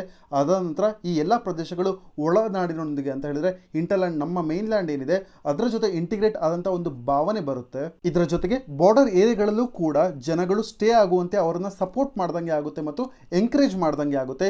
ಈ ರೀತಿ ಒಂದು ಸಕಾರಾತ್ಮಕವಾದ ಬೆಳವಣಿಗೆಯ ಜೊತೆಗೆ ಅಥವಾ ಗ್ರಹಿಕೆಯ ಜೊತೆಗೆ ಸುರಕ್ಷಿತ ಗಡಿಗೆ ಮುಂದೆ ಒಂದಿನ ಕಾರಣವಾಗುತ್ತೆ. ಈ ರೀತಿ ಹಲವಾರು ಕನ್ಸ್ಟ್ರಕ್ಷನ್ಸ್ ವರ್ಕ್ಗಳು ಬಾರ್ಡರ್ ಏರಿಯಾದಲ್ಲಿ ನಡೆದಿದ್ದೇ ಆದಂತಹ ಸಂದರ್ಭದಲ್ಲಿ ಅದು ನಮ್ಮ ದೇಶಕ್ಕೆ ಲಾಭದಾಯಕವಾಗುತ್ತೆ. ಈಗ ನಾವಿಲ್ಲಿ ಅಬ್ಸರ್ವ್ ಮಾಡಬೇಕಂತದ್ದು ಇಷ್ಟೆಲ್ಲ ಡಿಸ್ಕಸ್ ಮಾಡಿದ್ಮೇಲೆ ಇಂಡಿಯಾ ಮತ್ತೆ ಚೈನಾ ಅಂದ್ರೆ ಈ ಎರಡು ದೇಶಗಳ ನಡುವೆ ಯಾವ ಸ್ಟೇಟ್ಗಳು ಬಾರ್ಡರ್ ಅನ್ನ ಶೇರ್ ಮಾಡ್ತವೆ ಅಂತ ಹೇಳಿ ಈಗ 78.4 ಕೋಟಿಯಷ್ಟು ಫಂಡಿಂಗ್ ಯಾವ ಸ್ಟೇಟ್ಗಳು ಯುಟಿಲೈಸ್ ಮಾಡ್ಕೊಬಹುದು ಅಂತ ಹೇಳಿ. ಮೊದಲನೇದಾಗಿ ಲಡಾಖ್, ಇದೊಂದು ಯೂನಿಯನ್ ಟೆರಿಟರಿ ಆಗಿದೆ. ಅದ ನಂತರ ಅರುಣಾಚಲ್ ಪ್ರದೇಶ್, ನಂತರದಲ್ಲಿ ಹಿಮಾಚಲ್ ಪ್ರದೇಶ್, ಉತ್ತರಾಖಂಡ್ ಮತ್ತು ಸಿಕ್ಕಿಂ ಈ 4 ರಾಜ್ಯಗಳಲ್ಲಿ ಮತ್ತು ಒಂದು ಯೂನಿಯನ್ ಟೆರಿಟರಿ ಆದಂತಹ ಲಡಾಖ್ ನಲ್ಲಿ ಇರುವಂತಹ ಹಳ್ಳಿಗಳಿಗೆ ಈ ಒಂದು ಫಂಡಿಂಗ್ ಖರ್ಚಾಗುತ್ತೆ. ನಂತರದಲ್ಲಿ ಈ ಒಂದು ಫಂಡಿಂಗ್ ಅನ್ನ ಯಾರು ಡಿಸೈಡ್ ಮಾಡ್ತಾರೆ ಅನ್ನೋದನ್ನ ನೋಡೋದಾದ್ರೆ ಅಥವಾ ಸೋಷಿಯಲ್ ಆಡಿಟ್ಗಳಾಗಿರ್ಬೋದು ಅಥವಾ ಈ ಒಂದು ಪ್ರಾಜೆಕ್ಟ್ಗಳ ವಿಚಾರವಾಗಿ ಇಂಡಿಪೆಂಡೆಂಟ್ ಫೀಡ್ಬ್ಯಾಕ್ ಅನ್ನ ಯಾರು ನೀಡ್ತಾರೆ ಅನ್ನೋದನ್ನ ನೋಡೋದಾದ್ರೆ ಮೊದಲನೇದಾಗಿ BSF ಬಾರ್ಡರ್ ಸೆಕ್ಯೂರಿಟಿ ಫೋರ್ಸ್ ಎಲ್ಲೆಲ್ಲಿ ಡಿಪ್ಲಾಯ್ ಆಗಿದೆ ಭಾರತದಲ್ಲಿ, ಬಾಂಗ್ಲಾದೇಶ ಮತ್ತು ಪಾಕಿಸ್ತಾನ ಬಾರ್ಡರ್ ನಲ್ಲಿ. ನಂತರದಲ್ಲಿ ಇಂಡೋ ಟಿಬೆಟನ್ ಬಾರ್ಡರ್ ಪೊಲೀಸ್ ಇದು ಡಿಪ್ಲಾಯ್ ಆಗಿರುವಂಥದ್ದು ಚೈನಾ ಬಾರ್ಡರ್ ನಲ್ಲಿ. ನಂತರ ಸಶಸ್ತ್ರ ಸೀಮಾ ಬಲ್ ಇದು ಡಿಪ್ಲಾಯ್ ಆಗಿರುವಂಥದ್ದು ನೇಪಾಳ್ ಬಾರ್ಡರ್ ನಲ್ಲಿ. ನಂತರದಲ್ಲಿ ಅಸ್ಸಾಂ ರೈಫಲ್ಸ್ ಇದು ಇರುವಂಥದ್ದು ಮಯನ್ಮಾರ್ ಬಾರ್ಡರ್ ನಲ್ಲಿ. ಈ ಬಾರ್ಡರ್ ಫೋರ್ಸ್ಗಳು ಬಾರ್ಡರ್ ಸೆಕ್ಯೂರಿಟಿ ಫೋರ್ಸ್ ಆಗಿರ್ಬೋದು, ITBP ಆಗಿರ್ಬೋದು, SSP ಆಗಿರ್ಬೋದು, ನಂತರದಲ್ಲಿ ಅಸ್ಸಾಂ ರೈಫಲ್ಸ್ ಇವರುಗಳು ಈ ಒಂದು ವಿಲೇಜಸ್ಗಳನ್ನ ಯಾವ ಏರಿಯಾವನ್ನು ಡೆವಲಪ್ಮೆಂಟ್ ಮಾಡಬೇಕು ಅಂತ ಹೇಳಿ ಚೂಸ್ ಮಾಡ್ತಾರೆ. ನಂತರದಲ್ಲಿ ಈ ಒಂದು ವಿಚಾರವಾಗಿ ಇಂಡಿಪೆಂಡೆಂಟ್ ಫೀಡ್ಬ್ಯಾಕ್ ಅನ್ನು ನೀಡ್ತಾರೆ ಪ್ರಾಜೆಕ್ಟ್ಗಳ ವಿಚಾರವಾಗಿ, ಅದರ ಡೆವಲಪ್ಮೆಂಟ್ನ ವಿಚಾರವಾಗಿ. ನಂತರದಲ್ಲಿ ಈ ಪ್ರಾಜೆಕ್ಟ್ಗಳ ಸೋಷಿಯಲ್ ಆಡಿಟ್ ಅನ್ನು ಕೂಡ ಈ ಬಾರ್ಡರ್ ಫೋರ್ಸಸ್ಗಳೇ ಕಂಡಕ್ಟ್ ಮಾಡ್ತಾರೆ. ಇಷ್ಟು ಪಾಯಿಂಟ್ಸ್ಗಳನ್ನ ನೀವು ನೆನ್ಪಿಟ್ಕೊಂಡಿರ್ಬೇಕು. ಎಸ್ಪೆಷಲಿ ಯಾವ ಬಾರ್ಡರ್ ಸೆಕ್ಯೂರಿಟಿ ಫೋರ್ಸಸ್ ಯಾವ ದೇಶದ ಗಡಿಯನ್ನ ಕಾಯ್ತಾ ಇದಾವೆ ಅಂತ ಹೇಳಿ ನಾವು ನೆನ್ಪಿಟ್ಕೊಂಡಿರ್ಬೇಕಾಗುತ್ತೆ. ನಂತರದಲ್ಲಿ ಇವತ್ತಿನ ಚರ್ಚೆಯಲ್ಲಿ ನಾವು ಮೊದಲನೇದಾಗಿ BADP border area development programme ಬಗ್ಗೆ ಚರ್ಚೆ ಮಾಡಿದ್ವಿ ಮತ್ತು ಫಂಡಿಂಗ್ ಯಾವ ರೀತಿ ಆಗುತ್ತೆ ಅಂತ ಹೇಳಿ ನೋಡಿದ್ವಿ. ಒಟ್ಟು ಟೋಟಲ್ ಆಗಿ 784 ಕೋಟಿಯಷ್ಟು 2020 ಮತ್ತು 21ನೇ ಸಾಲಿನ ಫೈನಾನ್ಷಿಯಲ್ ಇಯರ್ಗೆ ಅಲೋಕೇಟ್ ಆಗಿದೆ. ಈಗ BADP border area development programme ಹೊಸ ಗೈಡ್ಲೈನ್ಸ್ ಗಳನ್ನ ತಂದಿದೆ. ಅದು ಯಾವುದರ ವಿಚಾರವಾಗಿ ಅಂತ ಹೇಳಿದ್ರೆ ಫಂಡಿಂಗ್ ನ ವಿಚಾರವಾಗಿ. ಅದರಲ್ಲಿ ಏನು ಹೇಳ್ತಾ ಇದ್ದಾರೆ ಅಂತ ಹೇಳಿದ್ರೆ ನಾನು ಈಗಾಗಲೇ ಹೇಳಿರುವಂತೆ 10% ಅಷ್ಟು ಫಂಡ್ ಅನ್ನ ಅಂದ್ರೆ 78.4 ಕೋಟಿಯಷ್ಟು ಹಣವನ್ನ ಇಂಡೋ ಚೈನಾ ಬಾರ್ಡರ್ ನಲ್ಲಿ ಇರುವಂತಹ ಸ್ಟೇಟ್ ಅಥವಾ ಯೂನಿಯನ್ ಟೆರಿಟರಿಗಳಿಗೆ ಅಲೋಕೇಟ್ ಮಾಡಿದ್ದಾರೆ. ನಾನು ಈಗಾಗಲೇ ಎಕ್ಸ್ಪ್ಲೈನ್ ಮಾಡಿದ್ದೀನಿ ಯಾವ ಸ್ಟೇಟ್ ಅಥವಾ ಯೂನಿಯನ್ ಟೆರಿಟರಿಗಳು ಇಂಡೋ ಚೈನಾ ಬಾರ್ಡರ್ನಲ್ಲಿ ಬರ್ತವೆ ಅಂತ ಹೇಳಿ. ಅರುಣಾಚಲ್ ಪ್ರದೇಶ್, ಹಿಮಾಚಲ್ ಪ್ರದೇಶ್, ಸಿಕ್ಕಿಂ, ಉತ್ತರಾಖಂಡ್ ಮತ್ತು ಕೊನೆಯದಾಗಿ ಬರುವಂತಹ ಯೂನಿಯನ್ ಟೆರಿಟರಿ ಲಡಾಖ್. ಈ ಎಲ್ಲ ಸ್ಟೇಟ್ಸ್ಗಳಿಗೂ ಕೂಡ 10% ಅಷ್ಟು ಫಂಡ್ ಅನ್ನ ಅಲೋಕೇಟ್ ಮಾಡಿದ್ದಾರೆ. ಈಗ ಇನ್ನುಳಿದಂಥ 10% ಫಂಡ್ ಅನ್ನ ಮತ್ತೆ ಯಾರಿಗೆ ರಿಸರ್ವ್ ಮಾಡ್ತಾ ಇದ್ದಾರೆ ಅಂತ ಹೇಳಿದ್ರೆ ಯಾವ ಸ್ಟೇಟ್ಗಳು ಬೆಟರ್ ಪರ್ಫಾರ್ಮಿಂಗ್ ಸ್ಟೇಟ್ಸ್ ಅಂತ ಹೇಳಿ ಅನಿಸ್ಕೊಳುತ್ತೆ ಅವುಗಳಿಗೆ ಇನ್ಸೆಂಟಿವ್ ಮೂಲಕವಾಗಿ 10% ಅಷ್ಟು ಫಂಡ್ ಅನ್ನ ಮತ್ತೆ ಅಲೋಕೇಟ್ ಮಾಡ್ತಾರೆ. ಇನ್ನು ಎಷ್ಟು ಪರ್ಸೆಂಟೇಜ್ ಫಂಡ್ ಉಳಿತು? ಇನ್ನು 80% ಅಷ್ಟು ಫಂಡ್ ಉಳಿತು. ಇದರಲ್ಲಿ ಇನ್ನುಳಿದ 80% ಅಷ್ಟು ಫಂಡ್ ನಲ್ಲಿ 40% ಅಷ್ಟು ಫಂಡ್ ಅನ್ನ ನಾರ್ತ್ ಈಸ್ಟರ್ನ್ ಸ್ಟೇಟ್ಗಳಿಗೆ ಕೊಡ್ತಾರೆ ಮತ್ತು ಇನ್ನುಳಿದಂಥ 60% ಅಷ್ಟು ಫಂಡ್ ಅನ್ನ ಅದರ್ ದೆನ್ ನಾರ್ತ್ ಈಸ್ಟರ್ನ್ ಸ್ಟೇಟ್ಸ್ಗಳಿಗೆ ನೀಡ್ತಾರೆ. ಇಷ್ಟು ಪಾಯಿಂಟ್ಗಳು ಇವು ಹೊಸ ಗೈಡ್ಲೈನ್ಸ್ಗಳಾಗಿದ್ದಾವೆ BADP ನ ಕೆಳಗಡೆ. ಇಷ್ಟು ಈ ಒಂದು ಆರ್ಟಿಕಲ್ನ ಹೈಲೈಟ್ಸ್ಗಳಾಗಿದೆ. ಪ್ರಿಲಿಮ್ಸ್ ಪಾಯಿಂಟ್ ಆಫ್ ವ್ಯೂನಿಂದ ಬಾರ್ಡರ್ ಏರಿಯಾ ಡೆವಲಪ್ಮೆಂಟ್ ಸ್ಕೀಮ್ ತುಂಬಾ ಇಂಪಾರ್ಟೆಂಟ್ ಆಗುತ್ತೆ ಈ ವರ್ಷ. ಯಾಕೆ ಅಂತ ಹೇಳಿದ್ರೆ ಇಂಡಿಯಾ ಮತ್ತು ಚೈನಾದ ನಡುವೆ ಗಡಿ ವಿವಾದ ಜಾಸ್ತಿ ಆಗ್ತಾನೆ ಇದೆ. ಈ ಸಂದರ್ಭದಲ್ಲಿ ನಾವು ನಮ್ಮ ದೇಶದಲ್ಲಿ ಇನ್ಫ್ರಾಸ್ಟ್ರಕ್ಚರ್ನ ಈ ಬಾರ್ಡರ್ ಏರಿಯಾಸ್ಗಳಲ್ಲಿ ಎಷ್ಟರ ಮಟ್ಟಿಗೆ ಮೂಲಭೂತ ಸೌಕರ್ಯ ಕೊಡ್ತಾ ಇದ್ದೀವಿ ಮತ್ತು ಅದಕ್ಕೆ ಯಾವ ಪ್ರೋಗ್ರಾಮ್ ತಂದಿದ್ದೀವಿ ಅನ್ನೋದು ತುಂಬ ಇಂಪಾರ್ಟೆಂಟ್ ಆಗುತ್ತೆ ಎಕ್ಸಾಮಿನೇಷನ್ ಪಾಯಿಂಟ್ ಆಫ್ ವ್ಯೂನಿಂದ. ಅದರಿಂದಾಗಿ ಈ ಟಾಪಿಕ್ ಮತ್ತು ಈ ಒಂದು ನ್ಯೂಸ್ ಪೇಪರ್ ಆರ್ಟಿಕಲ್ನ ಹೈಲೈಟ್ಸ್ಗಳನ್ನ ನೀವು ಒಂದು ಕಡೆ ನೋಟ್ಸ್ ಮಾಡಿಟ್ಕೊಂಡಿರಿ. ಈಗ ನಾವು ಮುಂದಿನ ಆರ್ಟಿಕಲ್ಗೆ ಮೂವ್ ಆಗಿದ್ರೆ ಈ ಒಂದು ಆರ್ಟಿಕಲ್ ಡೆಲ್ಲಿ ಎಡಿಷನ್ನಲ್ಲಿ ಪೇಜ್ ನಂಬರ್ 1ರಲ್ಲಿ ಮತ್ತು ಇದೇ ಆರ್ಟಿಕಲ್ ಮುಂದುವರೆದು ಪೇಜ್ ನಂಬರ್ 8ರಲ್ಲಿ ಕೂಡ ಅಪಿಯರ್ ಆಗಿದೆ. ಈಗ ಈ ಒಂದು ಆರ್ಟಿಕಲ್ನಲ್ಲಿ ಏನು ಚರ್ಚೆ ಮಾಡ್ತಾ ಇದ್ದಾರೆ ಅಂತ ಹೇಳಿದ್ರೆ, ಚೈನಾದ ಫಾರಿನ್ ಮಿನಿಸ್ಟ್ರಿ ಈಗ ಇಂಡಿಯಾ ಮತ್ತು ಚೈನಾದ ಬಾರ್ಡರ್ ಇಶ್ಯೂನ ವಿಷಯವಾಗಿ ಯುಎಸ್ನ ಮೀಡಿಯೇಷನ್ ಬೇಡ ಅಂತ ಹೇಳಿದೆ. ಈ ಒಂದು ವಿಚಾರವಾಗಿ ನಾವೀಗ ಚರ್ಚೆ ಮಾಡೋಣ. ಈ ಒಂದು ಆರ್ಟಿಕಲ್ನ ನೀವು ಸಿಲೆಬಸ್ GS2 ಕೆಳಗಡೆ ಬರುವಂಥ India and it's neighbourhood relations ಈ ಒಂದು ಟಾಪಿಕ್ನ ಕೆಳಗಡೆ ನೀವು ನೋಟ್ಸ್ನ ಮಾಡ್ಕೊಬೋದು. ನಂತರದಲ್ಲಿ ಇಂಡಿಯಾ ಮತ್ತು ಚೈನಾ ಬಾರ್ಡರ್ ಡಿಸ್ಪ್ಯೂಟ್, ನಾನು ಈಗಾಗಲೇ ಹಿಂದಿನ ಆರ್ಟಿಕಲ್ನಲ್ಲಿ ಡಿಸ್ಕಸ್ ಮಾಡಿದ್ವಿ ಯಾವ ಸ್ಟೇಟ್ ಮತ್ತು ಯೂನಿಯನ್ ಟೆರಿಟರಿ ಚೈನಾದೊಂದಿಗೆ ಬಾರ್ಡರ್ನ ಶೇರ್ ಮಾಡುತ್ತೆ ಅಂತೇಳಿ. ಆ ಒಂದು ಟಾಪಿಕನ್ನು ನೀವು ನೆನ್ಪಿಟ್ಕೊಂಡಿರಿ. ಇದು ನಮಗೆ ಎಕ್ಸಾಮ್ ಪಾಯಿಂಟ್ ಆಫ್ ವ್ಯೂನಿಂದ ತುಂಬ ಇಂಪಾರ್ಟೆಂಟ್ ಆಗುತ್ತೆ. ಈಗ ನಾವು ಇವತ್ತಿನ ನ್ಯೂಸ್ ಪೇಪರ್ ಆರ್ಟಿಕಲ್ನ ಹೈಲೈಟ್ಸ್ಗಳಿಗೆ ಮೂವ್ ಆಗಿದ್ರೆ, ನಮಗೆಲ್ಲರಿಗೂ ಗೊತ್ತಿರೋ ಹಾಗೆ ಭಾರತ ಮತ್ತು ಚೈನಾದ ನಡುವೆ ಗಡಿ ವಿವಾದ ನಡೀತಾ ಇದೆ. ಈ ಸಂದರ್ಭದಲ್ಲಿ ಇತ್ತೀಚೆಗೆ US ಪ್ರೆಸಿಡೆಂಟ್ ಆದಂಥ ಡೊನಾಲ್ಡ್ ಟ್ರಂಪ್ ರವರು ತಾವುಗಳು ಮೀಡಿಯೇಟ್ ಮಾಡ್ತೀವಿ ಭಾರತ ಮತ್ತು ಚೈನಾದ ನಡುವೆ ಗಡಿ ವಿವಾದ ವಿಚಾರವಾಗಿ ಅಂತ ಹೇಳಿದರು. ಆದರೆ ಈಗ ಚೈನಾದ ಫಾರಿನ್ ಮಿನಿಸ್ಟ್ರಿ ಭಾರತದ ಗಡಿ ಸಾಲಿನಲ್ಲಿ ಮೂರನೇ ವ್ಯಕ್ತಿಯ ಹಸ್ತಕ್ಷೇಪದ ಅಗತ್ಯವಿಲ್ಲ ಅಂತ ಹೇಳಿ ಈಗ ಚೈನಾದ ಫಾರಿನ್ ಮಿನಿಸ್ಟ್ರಿ ವಿದೇಶಾಂಗ ಸಚಿವಾಲಯ ತನ್ನ ಸ್ಟೇಟ್ಮೆಂಟನ್ನು ನೀಡಿದೆ. ಮತ್ತು ಇದರ ಜೊತೆಗೆ ಎರಡೂ ದೇಶಗಳು, ಭಾರತ ಮತ್ತು ಚೈನಾ ಈ ಎರಡೂ ದೇಶಗಳು ಕೂಡ ಈ ಒಂದು ಗಡಿ ಸಮಸ್ಯೆಯನ್ನು ಪರಿಹರಿಸುವಲ್ಲಿ ಸಮರ್ಥವಾಗಿದೆ ಅಂತ ಹೇಳಿ ಚೈನಾದ ಫಾರಿನ್ ಮಿನಿಸ್ಟ್ರಿ ತನ್ನ ಸ್ಟೇಟ್ಮೆಂಟನ್ನು ಹೊರಹಾಕಿದೆ. ಈ ಹಿಂದೆ ನಾವು ನೋಡಿದ್ವಿ ನವದೆಹಲಿ, ಭಾರತವು ಕೂಡ ಈ ಒಂದು ಪ್ರಸ್ತಾಪವನ್ನು ಅಂದರೆ ಟ್ರಂಪ್ ರವರು ಮಧ್ಯಸ್ಥಿಕೆ ಅಥವಾ ಮೀಡಿಯೇಷನ್ ಮಾಡೋದನ್ನು ತಿರಸ್ಕಾರ ಮಾಡಿತ್ತು. ಈ ಹಿನ್ನೆಲೆಯಲ್ಲಿ ಈಗ ಚೈನಾದ ಫಾರಿನ್ ಮಿನಿಸ್ಟ್ರಿ ತನ್ನ ಸ್ಟೇಟ್ಮೆಂಟನ್ನು ಹೊರಹಾಕಿದೆ. ಇಲ್ಲಿ ಅಬ್ಸರ್ವ್ ಮಾಡಬೇಕಾದ ಒಂದು ಪಾಯಿಂಟ್ ಏನು ಅಂತ ಹೇಳಿದ್ರೆ, ಚೈನಾ ಫರ್ಮ್ ಆಗಿ ತನ್ನ ಸ್ಟೇಟ್ಮೆಂಟಲ್ಲಿ ಏನು ಹೇಳಿದೆ ಅಂತ ಹೇಳಿದ್ರೆ, China's position on the border issue is consistent and clear ಅಂತ ಹೇಳಿದ್ರೆ ಗಡಿ ವಿಷಯದಲ್ಲಿ ಚೀನಾದ ನಿಲುವು ಸ್ಥಿರ ಮತ್ತು ಸ್ಪಷ್ಟವಾಗಿದೆ ಅಂತ ಹೇಳಿ ಚೈನಾದ ಫಾರಿನ್ ಮಿನಿಸ್ಟ್ರಿ ತನ್ನ ಸ್ಟೇಟ್ಮೆಂಟ್ನಲ್ಲಿ ಮೆನ್ಷನ್ ಮಾಡಿದೆ. ನಂತರದಲ್ಲಿ ಫಾರಿನ್ ಮಿನಿಸ್ಟ್ರಿ ಹೇಳಿದೆ, ಮೀಡಿಯೇಷನ್ ಅಂದರೆ US ಮೀಡಿಯೇಷನ್ ಅವಶ್ಯಕತೆ ನಮಗಿಲ್ಲ. ಯಾಕೆ ಅಂತ ಹೇಳಿದ್ರೆ ಭಾರತ ಮತ್ತು ಚೈನಾದ ನಡುವೆ ಕಮ್ಯುನಿಕೇಷನ್ ಚಾನಲ್ಗಳು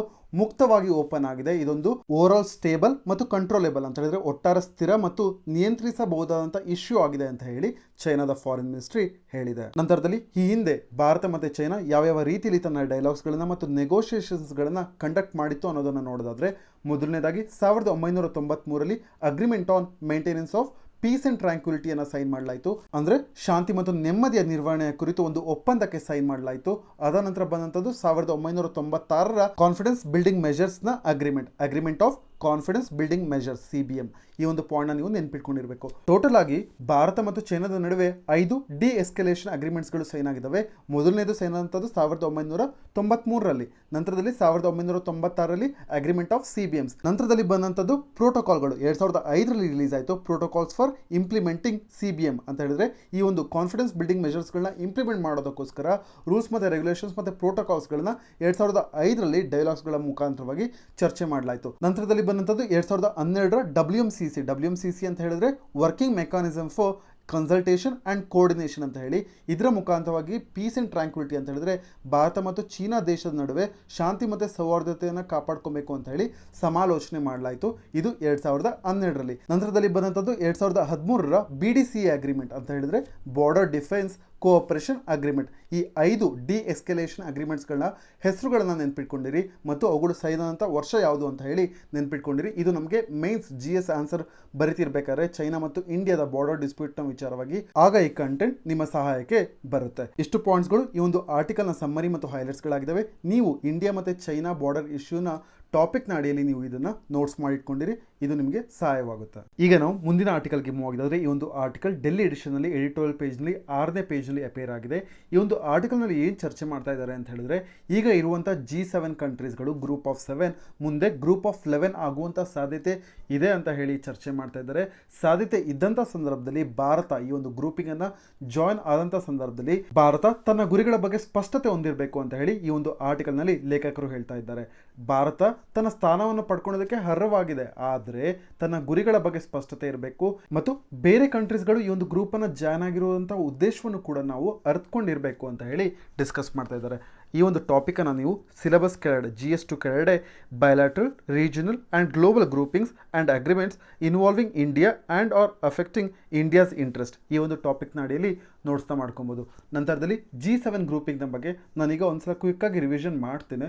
ಆದರೂ ಸಮೇತ G7ನ ಬಗ್ಗೆ ಹೆಚ್ಚಿನ ಮಾಹಿತಿ ಬೇಕು ಅಂತ ಹೇಳಿದ್ರೆ ನೀವು ಜೂನ್ 1ನೇ ತಾರೀಕು ಡಿಸ್ಕಸ್ ಮಾಡಿದಂಥ ಎಡಿಟೋರಿಯಲ್ ಡಿಸ್ಕಷನ್ಗೆ ಹೋಗಿ ನೀವು ಆ ಒಂದು ಡಿಸ್ಕಷನನ್ನು ನೋಡ್ಬೋದು. ಈಗ ನಾವು ನ್ಯೂಸ್ ಪೇಪರ್ ಆರ್ಟಿಕಲ್ನ ಚರ್ಚೆ ಮಾಡೋದಕ್ಕಿಂತ ಮುಂಚೆ ಇತ್ತೀಚೆಗೆ ತುಂಬ G7 ನ್ಯೂಸ್ನಲ್ಲಿದೆ, ಇದರ ಬಗ್ಗೆ ಮತ್ತೊಂದು ಸಲ ಕ್ವಿಕ್ಕಾಗಿ ರಿವಿಷನ್ ಮಾಡೋಣ. ಇದೊಂದು international inter governmental economic organisation ಆಗಿದೆ. ಇದನ್ನು ಫಾರ್ಮ್ ಮಾಡಿದಂಥದ್ದು ಯಾವಾಗ ಅಂತ ಹೇಳಿದ್ರೆ 1975ರಲ್ಲಿ. 1973ರಲ್ಲಿ ಆಯಿಲ್ ಕ್ರೈಸಿಸ್ ಆಗುತ್ತೆ, ಅಂದರೆ ತೈಲ ಬಿಕ್ಕಟ್ಟು ಆಗುತ್ತೆ. ಇದರಿಂದಾಗಿ ಹಣದ ಬಿಕ್ಕಟ್ಟು ಮುಂದಿನ ದಿನಗಳಲ್ಲಿ ಆಗುತ್ತೆ. ನಂತರದಲ್ಲಿ 1975ರಲ್ಲಿ G7 ಎಸ್ಟಾಬ್ಲಿಷ್ ಆಗುತ್ತೆ.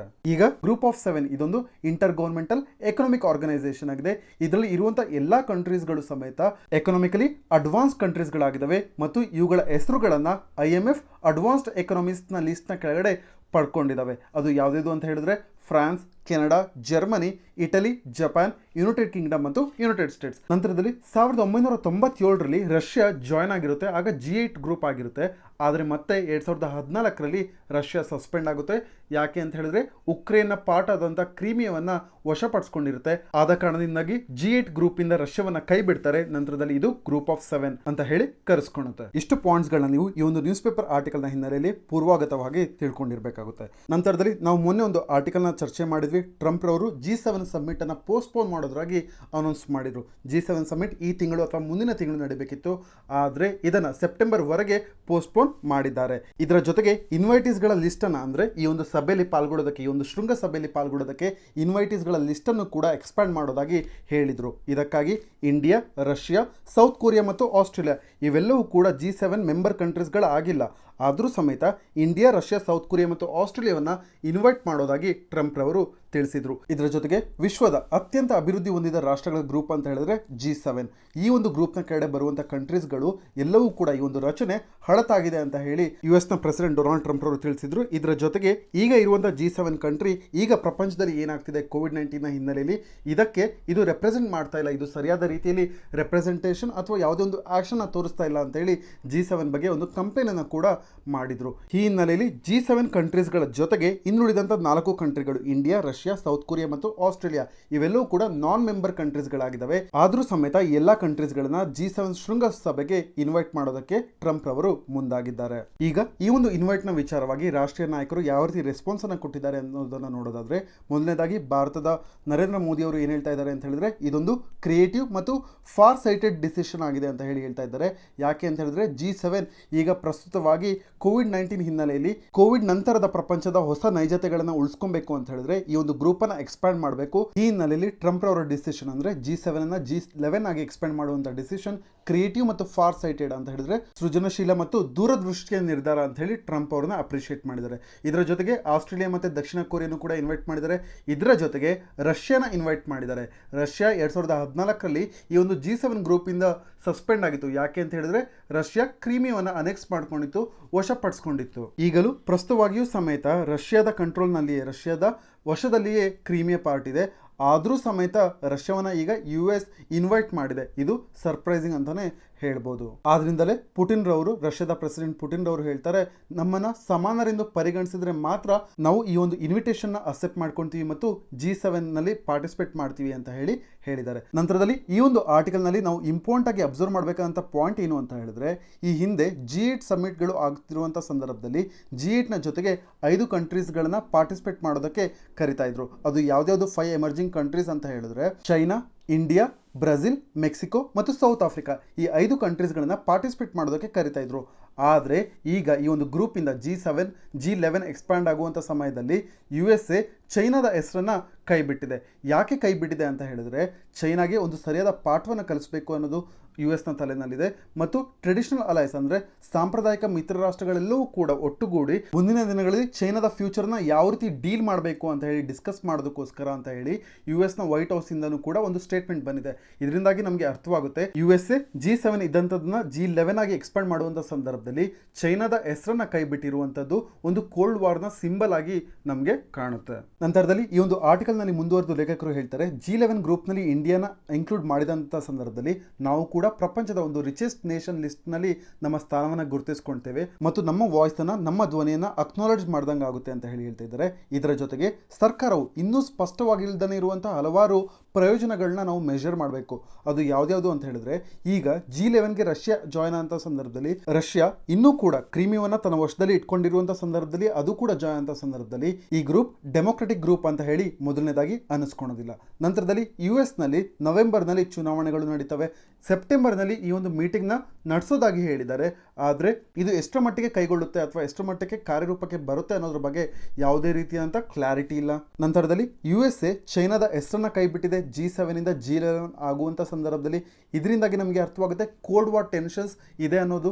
ಈ ಸಂದರ್ಭದಲ್ಲಿ ಇಂಡಿಯಾ ಜಾಯ್ನ್ ಅಂತ ಸಂದರ್ಭದಲ್ಲಿ ನಾವು ಚೈನಾದ ವಿರುದ್ಧ ಡೈರೆಕ್ಟ್ ಆಗಿ ಹೋದಂತೆ ಆಗುತ್ತೆ. ಅದರಿಂದಾಗಿ ನಾವು ಇಂಡೈರೆಕ್ಟ್ ಆಗಿ ಕೋಲ್ಡ್ ವಾರ್ನ US ಮತ್ತು ಚೈನಾದ ನಡುವೆ ಸಪೋರ್ಟ್ ಮಾಡ್ದಂಗೆ ಆಗುತ್ತೆ. ಈ ಒಂದು ಇಶ್ಯೂ ಕೂಡ ಇದೆ, ಇದನ್ನು ಕೂಡ ನಾವು ಪರಿಗಣಿಸಬೇಕು ಅಂತ ಹೇಳಿ ಇಲ್ಲಿ ಲೇಖಕರು ಹೇಳ್ತಾ ಇದ್ದಾರೆ. ಇದರ ಜೊತೆಗೆ ನಾವು ಬೇರೆ ವಿಷಯಗಳು ಯಾವುದಾದ್ರು ಗಮನದಲ್ಲಿ ಇಟ್ಕೊಬೇಕು ಅಂತ ಹೇಳಿದ್ರೆ ಕ್ಲೈಮೇಟ್ ಚೇಂಜ್, ಸೆಕ್ಯೂರಿಟಿ ಕಾಂಟ್ರಿಬ್ಯೂಷನ್ಸ್ ಮತ್ತು ಇರಾನ್ನ ವಿಚಾರವಾಗಿ ಅಂದರೆ JCPOA ಅಗ್ರಿಮೆಂಟ್ ಇದೆಯಲ್ಲ, joint comprehensive plan of action. ಈ ಒಂದು ಅಗ್ರಿಮೆಂಟ್ ನ ಕೆಳಗಡೆ USA ಏನ್ ಹೇಳುತ್ತೆ ಅಂತ ಹೇಳಿದ್ರೆ, ಇರಾನ್ ತನ್ನ ರೂಲ್ಸ್ ಗಳನ್ನ ವೈಲೇಟ್ ಮಾಡಿದೆ ಅಂತ ಹೇಳುತ್ತೆ. ಆದರೆ ರಷ್ಯಾ ಇರಾನ್ ನ ಸಪೋರ್ಟ್ ಮಾಡಿದೆ. ಆದ ಕಾರಣದಿಂದಾಗಿ ಈ ಕೆಲವೊಂದು ಇಶ್ಯೂಸ್ಗಳು ಇದಾವೆ. ಈ ತರದ ಸಿಚುಯೇಷನ್ಸ್ ನಲ್ಲಿ ಭಾರತ G7 ಆಡ್ ಆಗೋದಕ್ಕಿಂತ ಮುಂಚೆ, ಅದನ್ನು ಜಾಯ್ನ್ ಆಗೋದಕ್ಕಿಂತ ಮುಂಚೆ ಹಲವಾರು ಪ್ಯಾರಾಮೀಟರ್ಸ್ ಗಳನ್ನ ಪರಿಗಣಿಸಬೇಕು ಮತ್ತು ತನ್ನ ಏಮ್, ತನ್ನ ಗುರಿ, ತನ್ನ ಆಬ್ಜೆಕ್ಟಿವ್ ಬಗ್ಗೆ ಅತ್ಯಂತ ಕ್ಲಾರಿಟಿಯನ್ನು ಹೊಂದಿರಬೇಕು ಅಂತ ಹೇಳಿ ಈ ಒಂದು ಲೇಖನದಲ್ಲಿ ಲೇಖಕರು ಹೇಳ್ತಾ ಇದ್ದಾರೆ. ಇಷ್ಟು ಈ ಒಂದು ನ್ಯೂಸ್ ಪೇಪರ್ ಆರ್ಟಿಕಲ್ನ ಸಮ್ಮರಿ ಆಗಿದೆ. ಮುಂದಿನ ದಿನಗಳಲ್ಲಿ ಈ ಒಂದು ವಿಷಯವಾಗಿ G7, G11 ಆಗೋದ್ರ ವಿಚಾರವಾಗಿ, ಎಕ್ಸ್ಪಾನ್ಷನ್ ಆಗೋದ್ರ ವಿಚಾರವಾಗಿ ಆರ್ಟಿಕಲ್ಸ್ಗಳು ಬಂದಂಥ ಸಂದರ್ಭದಲ್ಲಿ, ಈ ಒಂದು ಟಾಪಿಕ್ ಡೆವಲಪ್ ಆದಂಥ ಸಂದರ್ಭದಲ್ಲಿ ನಾವು ಮತ್ತೆ ಮುಂದೆ ಈ ಒಂದು ಚರ್ಚೆಯನ್ನು ಕಂಡಕ್ಟ್ ಮಾಡೋಣ. ಈಗ ನಾವು ಮುಂದಿನ ಆರ್ಟಿಕಲ್ಗೆ ಹೋಗಿದ್ರೆ, ಈ ಒಂದು ಆರ್ಟಿಕಲ್ ಪೇಜ್ ನಂಬರ್ 7ರಲ್ಲಿ ಡೆಲ್ಲಿ ಎಡಿಷನ್ನಲ್ಲಿ ಅಪಿಯರ್ ಆಗಿದೆ. ಈ ಒಂದು ಆರ್ಟಿಕಲ್ನಲ್ಲಿ ಏನು ಚರ್ಚೆ ಮಾಡ್ತಾ ಇದ್ದಾರೆ ಅಂತ ಹೇಳಿದ್ರೆ, ಈಗ ಹಲವಾರು ರಾಜ್ಯ ಸರ್ಕಾರಗಳು ರೈತರಿಗೆ ಉಚಿತ ವಿದ್ಯುತ್ತನ್ನು ನೀಡ್ತವೆ. ಆದರೆ ಇದು ಸ್ವಲ್ಪ ಬೆನಿಫಿಟ್ಸ್ ಅನ್ನು ಹೊಂದಿದ್ರೂ ಸಮೇತ ಇದೊಂದು ಪ್ರುಡೆಂಟ್ ಪಾಲಿಸಿ ಅಲ್ಲ ಅಂತ ಹೇಳಿದ್ರೆ, ಇದೊಂದು ವಿವೇಕಯುತವಾದಂಥ ಪಾಲಿಸಿ ಅಲ್ಲ ಅಂತ ಹೇಳ್ತಾ ಇದ್ದಾರೆ. ನಂತರದಲ್ಲಿ ಉಚಿತ ವಿದ್ಯುತ್ ನೀತಿಯನ್ನ DBT ಯೊಂದಿಗೆ ಅಂದರೆ ಡೈರೆಕ್ಟ್ ಬೆನಿಫಿಟ್ ಟ್ರಾನ್ಸ್ಫರ್ ಒಂದಿಗೆ ರೀಪ್ಲೇಸ್ ಮಾಡುವಂಥದ್ದು ಒಂದು ಒಳ್ಳೆ ಮೆಷರ್ ಅಂತ ಹೇಳಿ ಈ ಒಂದು ಆರ್ಟಿಕಲ್ನಲ್ಲಿ ಚರ್ಚೆ ಮಾಡ್ತಾ ಇದ್ದಾರೆ. ಈ ಒಂದು ಆರ್ಟಿಕಲ್ನ ನೀವು ಸಿಲೆಬಸ್ GS2 ಕಡೆ ಬರುವಂಥ issues related to direct and indirect farm subsidies, ನಂತರದಲ್ಲಿ GS3 ಟಾಪಿಕ್ ಕೆಳಗಡೆ ಬರುವಂಥ conservation, environmental pollution and degradation, ಈ ಟಾಪಿಕ್ಸ್ನ ಕೆಳಗಡೆ ನೀವು ನೋಟ್ಸ್ನ ಮಾಡ್ಕೊಬಹುದು. ಈಗ ಈ ಒಂದು ಆರ್ಟಿಕಲ್ನಲ್ಲಿ ಏನು ಚರ್ಚೆ ಮಾಡ್ತಾ ಇದ್ದಾರೆ ಅಂತ ಹೇಳಿದ್ರೆ, ಈಗ ಇರುವಂಥ ಫ್ರೀ ಪವರ್ ಏನಿದೆ, ರೈತರಿಗೆ ಏನು ಉಚಿತವಾಗಿ ವಿದ್ಯುತ್ತನ್ನು ನೀಡ್ತಾ ಇದ್ದಾರೆ, ಇದನ್ನು ರಿಪ್ಲೇಸ್ ಮಾಡಬೇಕು. ಯಾವುದರೊಂದಿಗೆ ರಿಪ್ಲೇಸ್ ಮಾಡಬೇಕು ಅಂತ ಹೇಳಿದ್ರೆ DBT, ಡೈರೆಕ್ಟ್ ಬೆನಿಫಿಟ್ ಟ್ರಾನ್ಸ್ಫರ್, ಅಂದರೆ ರೈತರ ಖಾತೆಗಳಿಗೆ ಡೈರೆಕ್ಟ್ ಆಗಿ ಹಣವನ್ನು ಸಂದಾಯ ಮಾಡೋದ್ರ ಮುಖಾಂತರವಾಗಿ ರೀಪ್ಲೇಸ್ ಮಾಡಬೇಕು ಅಂತ ಹೇಳಿ ಈಗಿನ ಸರ್ಕಾರ ಮುಂದಾಗಿದೆ. ಮೊದಲನೇದಾಗಿ ನಮ್ಮ ಭಾರತ ದೇಶದಲ್ಲಿ ಫ್ರೀ ಪವರ್ ಅಂದರೆ ಉಚಿತ ವಿದ್ಯುತ್ತನ್ನು ರೈತರಿಗೆ ನೀಡಿದಂಥದ್ದು ತಮಿಳುನಾಡು ಫಸ್ಟ್ ಸ್ಟೇಟ್ ಆಗಿದೆ ಈ ತರದ ಒಂದು ಪಾಲಿಸಿಯನ್ನ ಇಂಟ್ರೊಡ್ಯೂಸ್ ಮಾಡೋದ್ರಲ್ಲಿ. ಯಾವ ವರ್ಷದಲ್ಲಿ ಇಂಟ್ರೊಡ್ಯೂಸ್ ಮಾಡ್ತು ಅಂತ ಹೇಳಿದ್ರೆ 1984ರಲ್ಲಿ ತಮಿಳುನಾಡು ಮೊದಲನೇ ಬಾರಿಗೆ ನಮ್ಮ ದೇಶದಲ್ಲಿ ಉಚಿತ ವಿದ್ಯುತ್ತನ್ನು ರೈತರಿಗೆ ನೀಡಲಾಯಿತು. ಈ ಒಂದು ಸಂದರ್ಭದಲ್ಲಿ ಈಗ ಪ್ರೆಸೆಂಟ್ ಸೆಂಟ್ರಲ್ ಗವರ್ಮೆಂಟ್ ಈ ಒಂದು ಪಾಲಿಸಿಯನ್ನ DBT ಜೊತೆ ಅಂದ್ರೆ ಡೈರೆಕ್ಟ್ ಬೆನಿಫಿಟ್ ಟ್ರಾನ್ಸ್ಫರ್ ನ ಜೊತೆಗೆ ರೀಪ್ಲೇಸ್ ಮಾಡಬೇಕು ಅಂತ ಹೇಳಿ ಮುಂದಾದಂತಹ ಸಂದರ್ಭದಲ್ಲಿ ತಮಿಳುನಾಡು ಈ ನೀತಿಯ ವಿರುದ್ಧ ಸಿಟ್ಟಿಗೆದ್ದಿದೆ. ನಂತರದಲ್ಲಿ ಉಚಿತ ವಿದ್ಯುತ್ ನೀಡುವಂತ ಸ್ಕೀಮ್ ಆಂಧ್ರ ಪ್ರದೇಶದಲ್ಲಿದೆ, ತೆಲಂಗಾಣ ಮತ್ತು ಪಂಜಾಬ್ನಲ್ಲಿದೆ. ಈ ಚೀಫ್ ಮಿನಿಸ್ಟರ್ಗಳು ಯಾರು ಕೂಡ ಇನ್ನು ರೆಸ್ಪಾನ್ಸ್ ಅನ್ನ ಕೊಟ್ಟಿಲ್ಲ ಮತ್ತು ಪಂಜಾಬ್ನ CM ಅಮರಿಂದರ್ ಸಿಂಗ್ ಮೊದಲು ಈ ಒಂದು ಫ್ರೀ ಆಗಿ ಪವರ್ ನೀಡುವಂತದನ್ನ ಅವರು ಅಪೋಸ್ ಮಾಡಿದ್ರು. ಆದ್ರೆ ನಂತರದ ದಿನಗಳಲ್ಲಿ ಉಚಿತ ವಿದ್ಯುತ್ತನ್ನ ರೈತರಿಗೆ ನೀಡುವಂತದನ್ನ ಅವರು ಸಪೋರ್ಟ್ ಮಾಡಿದ್ದಾರೆ. ಆದ್ರಿಂದಾಗಿ ಆಂಧ್ರ ಪ್ರದೇಶ, ತೆಲಂಗಾಣ, ಪಂಜಾಬ್ ಈ 3 ಸ್ಟೇಟ್ಗಳ ಮುಖ್ಯಮಂತ್ರಿಗಳು ಈ ಒಂದು ಸ್ಕೀಮ್ ಅಂದ್ರೆ ಫ್ರೀ ಪವರ್ ಟು ಫಾರ್ಮರ್ಸ್ ಏನಿದೆ ಇದನ್ನ DBT ಜೊತೆ ರೀಪ್ಲೇಸ್ ಮಾಡುವಂತದನ್ನ ಇವರು ಅಪೋಸ್ ಮಾಡುವಂತ ಸಾಧ್ಯತೆ ಹೆಚ್ಚಾಗಿ ಕಾಣ್ತಾ ಇದೆ. ನಂತರದಲ್ಲಿ ಕಳೆದ 15 ವರ್ಷಗಳ ವಿಚಾರವಾಗಿ ನೋಡಿದ್ದೆ ಆದಂತ ಸಂದರ್ಭದಲ್ಲಿ ಮಹಾರಾಷ್ಟ್ರ ಒಂದೇ ಒಂದು ಸ್ಟೇಟ್ ಆಗಿದೆ. It is the only state. ಈ ಒಂದು ಸ್ಟೇಟ್ ಉಚಿತ ವಿದ್ಯುತ್ತನ್ನು ಕೊಡೋದನ್ನ ಸ್ಕ್ರಾಪ್ ಮಾಡಿದೆ. ಅದು ಕೂಡ ಇಂಟ್ರೊಡ್ಯೂಸ್ ಮಾಡಿದಂತ ಮೊದಲನೇ ವರ್ಷದಲ್ಲೇ ಈ ಒಂದು ಉಚಿತ ವಿದ್ಯುತ್ತನ್ನು ರೈತರಿಗೆ ಕೊಡುವಂತದನ್ನ ಸ್ಟಾಪ್ ಮಾಡಿದೆ. ನಂತರದಲ್ಲಿ ಕರ್ನಾಟಕ 2008ರಿಂದ ಈ ಒಂದು ಉಚಿತ ವಿದ್ಯುತ್ ನೀಡುವಂತದನ್ನ ರೈತರಿಗೆ ಉಚಿತ ವಿದ್ಯುತ್ ನೀಡುವಂತದನ್ನ ಪ್ರಾಕ್ಟೀಸ್ ಮಾಡ್ತಾ ಇದೆ. ಆದರೆ ಈ ಆರ್ಟಿಕಲ್ ನಲ್ಲಿ ಹೇಳ್ತಾ ಇದ್ದಾರೆ, ಈ ಒಂದು ಸ್ಟೇಟ್ ನಮ್ಮ ಕರ್ನಾಟಕ ಸ್ಟೇಟ್ ಮೊದಲನೇ ಭಾರತದ ರಾಜ್ಯವಾಗಬಹುದು ಈಗ ಇರುವಂತಹ ಉಚಿತ ವಿದ್ಯುತ್ ರೈತರಿಗೆ ನೀಡುವಂತಹ ಉಚಿತ ವಿದ್ಯುತ್ ಅನ್ನು ರೀಪ್ಲೇಸ್ ಮಾಡಿ DBT ಯನ್ನು ಇಂಪ್ಲಿಮೆಂಟ್ ಮಾಡೋದ್ರಲ್ಲಿ ಅಂತ ಹೇಳಿ ಈ ಒಂದು ಆರ್ಟಿಕಲ್ ನಲ್ಲಿ ಮೆನ್ಷನ್ ಮಾಡಿದ್ದಾರೆ. ನಂತರದಲ್ಲಿ ಉಚಿತವಾಗಿ ವಿದ್ಯುತ್ ಅನ್ನ ರೈತರಿಗೆ ನೀಡೋದ್ರ ಮೂಲಕವಾಗಿ 4 ಸದರ್ನ್ ಸ್ಟೇಟ್ಗಳು ಮತ್ತು ಪಂಜಾಬ್ ಇಂದಾಗಿ ಒಟ್ಟು ಟೋಟಲ್ ಆಗಿ 33,000 ಕೋಟಿಯಷ್ಟು subsidy bill, power subsidy bill ಬರ್ತಾ ಇದೆ. ನಂತರದಲ್ಲಿ ಈ ಒಂದು ಕೋವಿಡ್-19 ಹಿನ್ನೆಲೆಯಲ್ಲಿ ಈ ವೆಚ್ಚವನ್ನು ಭರಿಸೋದಕ್ಕೆ ಸರ್ಕಾರ ಸರ್ಕಾರಕ್ಕೆ ಕಷ್ಟವಾಗ್ತಿದೆ ಅಂತ ಹೇಳಿ ಈ ಒಂದು ಆರ್ಟಿಕಲ್ನಲ್ಲಿ ಮೆನ್ಷನ್ ಮಾಡಿದ್ದಾರೆ. ನಂತರದಲ್ಲಿ ಈಗ ಉಚಿತವಾಗಿ ವಿದ್ಯುತ್ತನ್ನು ಫಾರ್ಮರ್ಸ್ಗಳಿಗೆ ರೈತರಿಗೆ ನೀಡೋದ್ರಿಂದ ಏನೇನು ಉಪಯೋಗ ಆಗುತ್ತೆ ಅಂತ ಹೇಳೋದಾದ್ರೆ, ಮೊದಲನೇದಾಗಿ ಸ್ಮಾಲ್ ಅಂಡ್ ಮಾರ್ಜಿನಲೈಸ್ಡ್ ಫಾರ್ಮರ್ಸ್ಗಳಿಗೆ ಹೆಲ್ಪ್ ಆಗುತ್ತೆ. ನಂತರದಲ್ಲಿ ಲ್ಯಾಂಡ್ಲೆಸ್ ಲೇಬರ್ಗಳು ಯಾರಿರ್ತಾರೆ, ಅವರ ಬಳಿ ಲ್ಯಾಂಡ್ ಇರೋದಿಲ್ಲ, ಅಂಥವ್ರಿಗೂ ಕೂಡ ಒಂದು ಲೈವ್ಲಿಹುಡ್ ಅಂತ ಹೇಳಿದ್ರೆ ಜೀವನೋಪಾಯಕ್ಕೆ ದಾರಿ ಮಾಡಿಕೊಟ್ಟಂಗೆ ಆಗುತ್ತೆ. ನಂತರದಲ್ಲಿ ನಮ್ಮ ದೇಶದ ರೈತರು ಮಾನ್ಸೂನ್ ಮೇಲೆ ಹೈಯೆಸ್ಟ್ ಡಿಪೆಂಡ್ ಆಗಿದ್ದಾರೆ. ಯಾವಾಗ ಮಳೆ ಬರುತ್ತೆ ಅಥವಾ ಬರೋದಿಲ್ಲ ಇದನ್ನು ಪ್ರೆಡಿಕ್ಟ್ ಮಾಡೋದಕ್ಕೆ ಸಾಧ್ಯವಾಗೋದಿಲ್ಲ. ಇಂತಹ ಸಂದರ್ಭಗಳಲ್ಲಿ ಈ ರೀತಿಯಲ್ಲಿ ಫ್ರೀಯಾಗಿ ಪವರ್ ನೀಡಿದಂಥ ಸಂದರ್ಭದಲ್ಲಿ ರೈತರಿಗೆ ಬೆಳೆ ಬೆಳೆಯೋದಕ್ಕೆ ಈಸಿ ಆಗುತ್ತೆ. ಇವೆಲ್ಲವೂ ಕೂಡ ಪಾಸಿಟಿವ್ ಪಾಯಿಂಟ್ಸ್ ಆಗಿದ್ದಾವೆ. ಆದರೆ ಇದರೊಟ್ಟಿಗೆ ನೆಗೆಟಿವ್ ಪಾಯಿಂಟ್ಸ್ಗಳು ಇದ್ದಾವೆ. ಅದು ಯಾವ್ಯಾವುದು ಅಂತ ಹೇಳಿದ್ರೆ, ಮೊದಲನೇದಾಗಿ ಫ್ರೀಯಾಗಿ ಪವರ್ ನೀಡೋದ್ರಿಂದ ಡಿಸ್ಕಾಮ್ಸ್ಗಳಿಗೆ ಅಂದರೆ ಡಿಸ್ಟ್ರಿಬ್ಯೂಟಿಂಗ್ ಕಂಪನೀಸ್ಗಳಿಗೆ ತೊಂದರೆ ಆಗುತ್ತೆ ಮತ್ತು ಕನ್ಸಂಪ್ಷನ್ ಜಾಸ್ತಿ ಆಗ್ಬೋದು. ನಂತರದಲ್ಲಿ ಈ ರೀತಿಯಲ್ಲಿ ಉಚಿತವಾಗಿ ನೀಡುವಂಥ ವಿದ್ಯುತ್ ಅವರು ಅಗ್ರಿಕಲ್ಚರ್ಗೆ ಅಂದರೆ ವ್ಯವಸಾಯಕ್ಕೆ ಉಪಯೋಗಿಸ್ತಾರೆ ಅನ್ನುವಂಥ ಯಾವುದೇ ರೀತಿಯಂಥ ಗ್ಯಾರಂಟಿ ಇಲ್ಲ. ನಾನ್ ಫಾರ್ಮ್ ಆಕ್ಟಿವಿಟೀಸ್ಗಳಿಗೂ ಉಪಯೋಗಿಸುವಂಥ ಚಾನ್ಸಸ್ ಇದೆ. ಅದರಿಂದಾಗಿ ಇದು ಒಂದು ನೆಗೆಟಿವ್ ಪಾಯಿಂಟ್ ಆಗುತ್ತೆ. ನಂತರದಲ್ಲಿ ಪಂಪ್ ಸೆಟ್ಗಳನ್ನು ರೈತರು ಜಾಸ್ತಿ ಮಟ್ಟದಲ್ಲಿ ಇನ್ಸ್ಟಾಲ್ ಮಾಡಿದಂಥ ಸಂದರ್ಭದಲ್ಲಿ ಸರ್ಕಾರಕ್ಕೆ ಅತಿ ಹೆಚ್ಚು ಪವರ್ ಬಿಲ್ ಬರುತ್ತೆ. ಇದರ ಜೊತೆಗೆ ಎಲೆಕ್ಟ್ರಿಸಿಟಿ ಮಾತ್ರ ವೇಸ್ಟ್ ಆಗೋದಿಲ್ಲ, ವಾಟರ್ ಕೂಡ, ನೀರು ಕೂಡ ವೇಸ್ಟ್ ಆಗುತ್ತೆ. ಇದರಿಂದಾಗಿ ಭೂಜಲ ಗ್ರೌಂಡ್ ವಾಟರ್ ಡಿಪ್ಲೀಟ್ ಆಗುವಂಥ ಚಾನ್ಸಸ್ ಜಾಸ್ತಿ ಇರುತ್ತೆ. ನಮ್ಮ ದೇಶದಲ್ಲಿ ಎಷ್ಟರ ಮಟ್ಟಿಗೆ ನಾವು ಗ್ರೌಂಡ್ ವಾಟರ್ನ ಯೂಸ್ ಮಾಡ್ತೀವಿ ಅಂತ ಹೇಳಿದ್ರೆ ಟೋಟಲ್ ಆಗಿ 251 ಬಿಲಿಯನ್ ಕ್ಯೂಬಿಕ್ ಮೀಟರ್ಸ್ ಅಂತ ಹೇಳಿದ್ರೆ ಚೈನಾ ಮತ್ತು US ಒಟ್ಟಿಗೆ ಯೂಸ್ ಮಾಡುವಂಥ ಗ್ರೌಂಡ್ ವಾಟರ್ನ ನಮ್ಮ ದೇಶ ಒಂದೇ ಯೂಸ್ ಮಾಡುತ್ತೆ ಅನ್ನೋದು ಇಲ್ಲಿ ನಾವು ನೋಟ್ ಮಾಡಬೇಕಾಗಿರುವಂಥ ಪಾಯಿಂಟ್ ಆಗಿದೆ. ಇಷ್ಟು ಪಾಸಿಟಿವ್ ಮತ್ತು ನೆಗೆಟಿವ್ ಪಾಯಿಂಟ್ಸ್ ಆಗಿದೆ. ಈ ಎಲ್ಲ ಪಾಯಿಂಟ್ಸ್ಗಳನ್ನು ನೀವು ಒಂದು ಕಡೆ ನೋಟ್ಸ್ ಮಾಡಿ ಇಟ್ಕೊಂಡಿರಿ. ಇದು ನಿಮಗೆ ಎಕ್ಸಾಮ್ನಲ್ಲಿ, ಮೇನ್ಸ್ ಎಕ್ಸಾಮ್ನಲ್ಲಿ ಉತ್ತರ ಬರೆಯುವಂಥ ಸಂದರ್ಭದಲ್ಲಿ ಉಪಯೋಗ ಆಗುತ್ತೆ. ನಂತರದಲ್ಲಿ ಇವತ್ತಿನ ನ್ಯೂಸ್ ಪೇಪರ್ ಆರ್ಟಿಕಲ್ನಲ್ಲಿ ನ್ಯಾಷನಲ್ ಡಿಸಾಸ್ಟರ್ ಮ್ಯಾನೇಜ್ಮೆಂಟ್ ಅಥಾರಿಟಿ ವಿಷಯವಾಗಿ ಒಂದು ಟಾಪಿಕ್ ಅಪೇರ್ ಆಗಿದೆ. ಇದನ್ನು ನಾನು ಹಿಂದೆ ಚರ್ಚೆ ಮಾಡಿದ್ದೇನೆ ಈ ಹಿಂದೆ. ನಂತರದಲ್ಲಿ ಇನ್ನೊಂದು ಟಾಪಿಕ್ ಎಸೆನ್ಷಿಯಲ್ ಕಮೋಡಿಟೀಸ್ ಆಕ್ಟ್ 1955. ಈ ಒಂದು ಆರ್ಟಿಕಲ್ ತುಂಬ ಇಂಪಾರ್ಟೆಂಟ್ ಆಗಿದೆ. ಈ ಒಂದು ಆರ್ಟಿಕಲ್ನ ನಾನು ನೆಕ್ಸ್ಟ್ ಸೆಷನ್ನಲ್ಲಿ ಸೆಪ್ರೇಟ್ ಆಗಿ ತಗೊಂಡು ಡಿಸ್ಕಸ್ ಮಾಡ್ತೇನೆ. ಈಗ ನಾವು ಇವತ್ತಿನ ಪ್ರಿಲಿಮ್ಸ್ ಪ್ರಾಕ್ಟೀಸ್ ಕ್ವಶನ್ಸ್ಗಳಿಗೆ ಮೂವ್ ಆಗಿದ್ರೆ, ಈ ಒಂದು ಮೊದಲನೇ ಪ್ರಶ್ನೆಯನ್ನ ಎಸೆನ್ಷಿಯಲ್ ಕಮೋಡಿಟೀಸ್ ಆಕ್ಟ್, ಈ ಒಂದು ಆಕ್ಟ್ಗೆ ಈಗ ಅಮೆಂಡ್ಮೆಂಟ್ ಅನ್ನು ತಂದಿದ್ದಾರೆ. ಇದು ಅಗ್ರಿಕಲ್ಚರ್ ಸೆಕ್ಟರ್ಗೆ ಯಾವ ರೀತಿ ಉಪಯೋಗ ಆಗುತ್ತೆ ಅಂತ ಹೇಳಿ ಈ ಒಂದು ಪ್ರಶ್ನೆಯಲ್ಲಿ ಕೇಳಿದ್ದಾರೆ. ಇಲ್ಲಿ 3 ಸ್ಟೇಟ್ಮೆಂಟ್ ಅನ್ನು ಕೊಟ್ಟಿದ್ದಾರೆ. ನೀವು ಸರಿಯಾದ ಸ್ಟೇಟ್ಮೆಂಟ್ ಅನ್ನು ಗುರುತಿಸಿ ಕಮೆಂಟ್ ಸೆಕ್ಷನ್ ಅಲ್ಲಿ ತಿಳಿಸಿ. ನಂತರದಲ್ಲಿ ಮುಂದಿನ ಪ್ರಶ್ನೆಗೆ ಮೂವ್ ಆಗಿದ್ರೆ, ಈ ಒಂದು ಪ್ರಶ್ನೆಯನ್ನ ಭಾರತದ ಬಾರ್ಡರ್ನ ವಿಷಯವಾಗಿ ಕೇಳಿದ್ದಾರೆ. ಇದೊಂದು ಮ್ಯಾಪ್ ಬೇಸ್ಡ್ ಕ್ವಶನ್ ಆಗಿದೆ. ನಂತರದಲ್ಲಿ ಭಾರತ ಬೇರೆ ಕಂಟ್ರೀಸ್ಗಳ ಜೊತೆಗೆ ಬಾರ್ಡರ್ನ ಶೇರ್ ಮಾಡುತ್ತೆ. ಇದರ ವಿಚಾರವಾಗಿ ಈ ಒಂದು ಲೆಂತ್ ಅನ್ನ ಡಿಸೆಂಡಿಂಗ್ ಆರ್ಡರ್ ನಲ್ಲಿ ಕ್ರಮವಾಗಿ ಜೋಡಿಸಿ ತಿಳಿಸಿ ಅಂತ ಹೇಳಿ ಕೇಳ್ತಾ ಇದ್ದಾರೆ. ಈ ಒಂದು ಪ್ರಶ್ನೆಗೆ ನೀವು ಸರಿಯಾದ ಉತ್ತರವನ್ನ ಕಮೆಂಟ್ ಸೆಕ್ಷನ್ ಅಲ್ಲಿ ತಿಳಿಸಿ. ನಾವು ಮುಂದಿನ ಡಿಸ್ಕಷನ್ ಅಲ್ಲಿ ಈ 2 ಪ್ರಶ್ನೆಗಳಿಗೂ ಕೂಡ ಉತ್ತರವನ್ನ ಚರ್ಚೆ ಮಾಡೋಣ. Thank you for watching.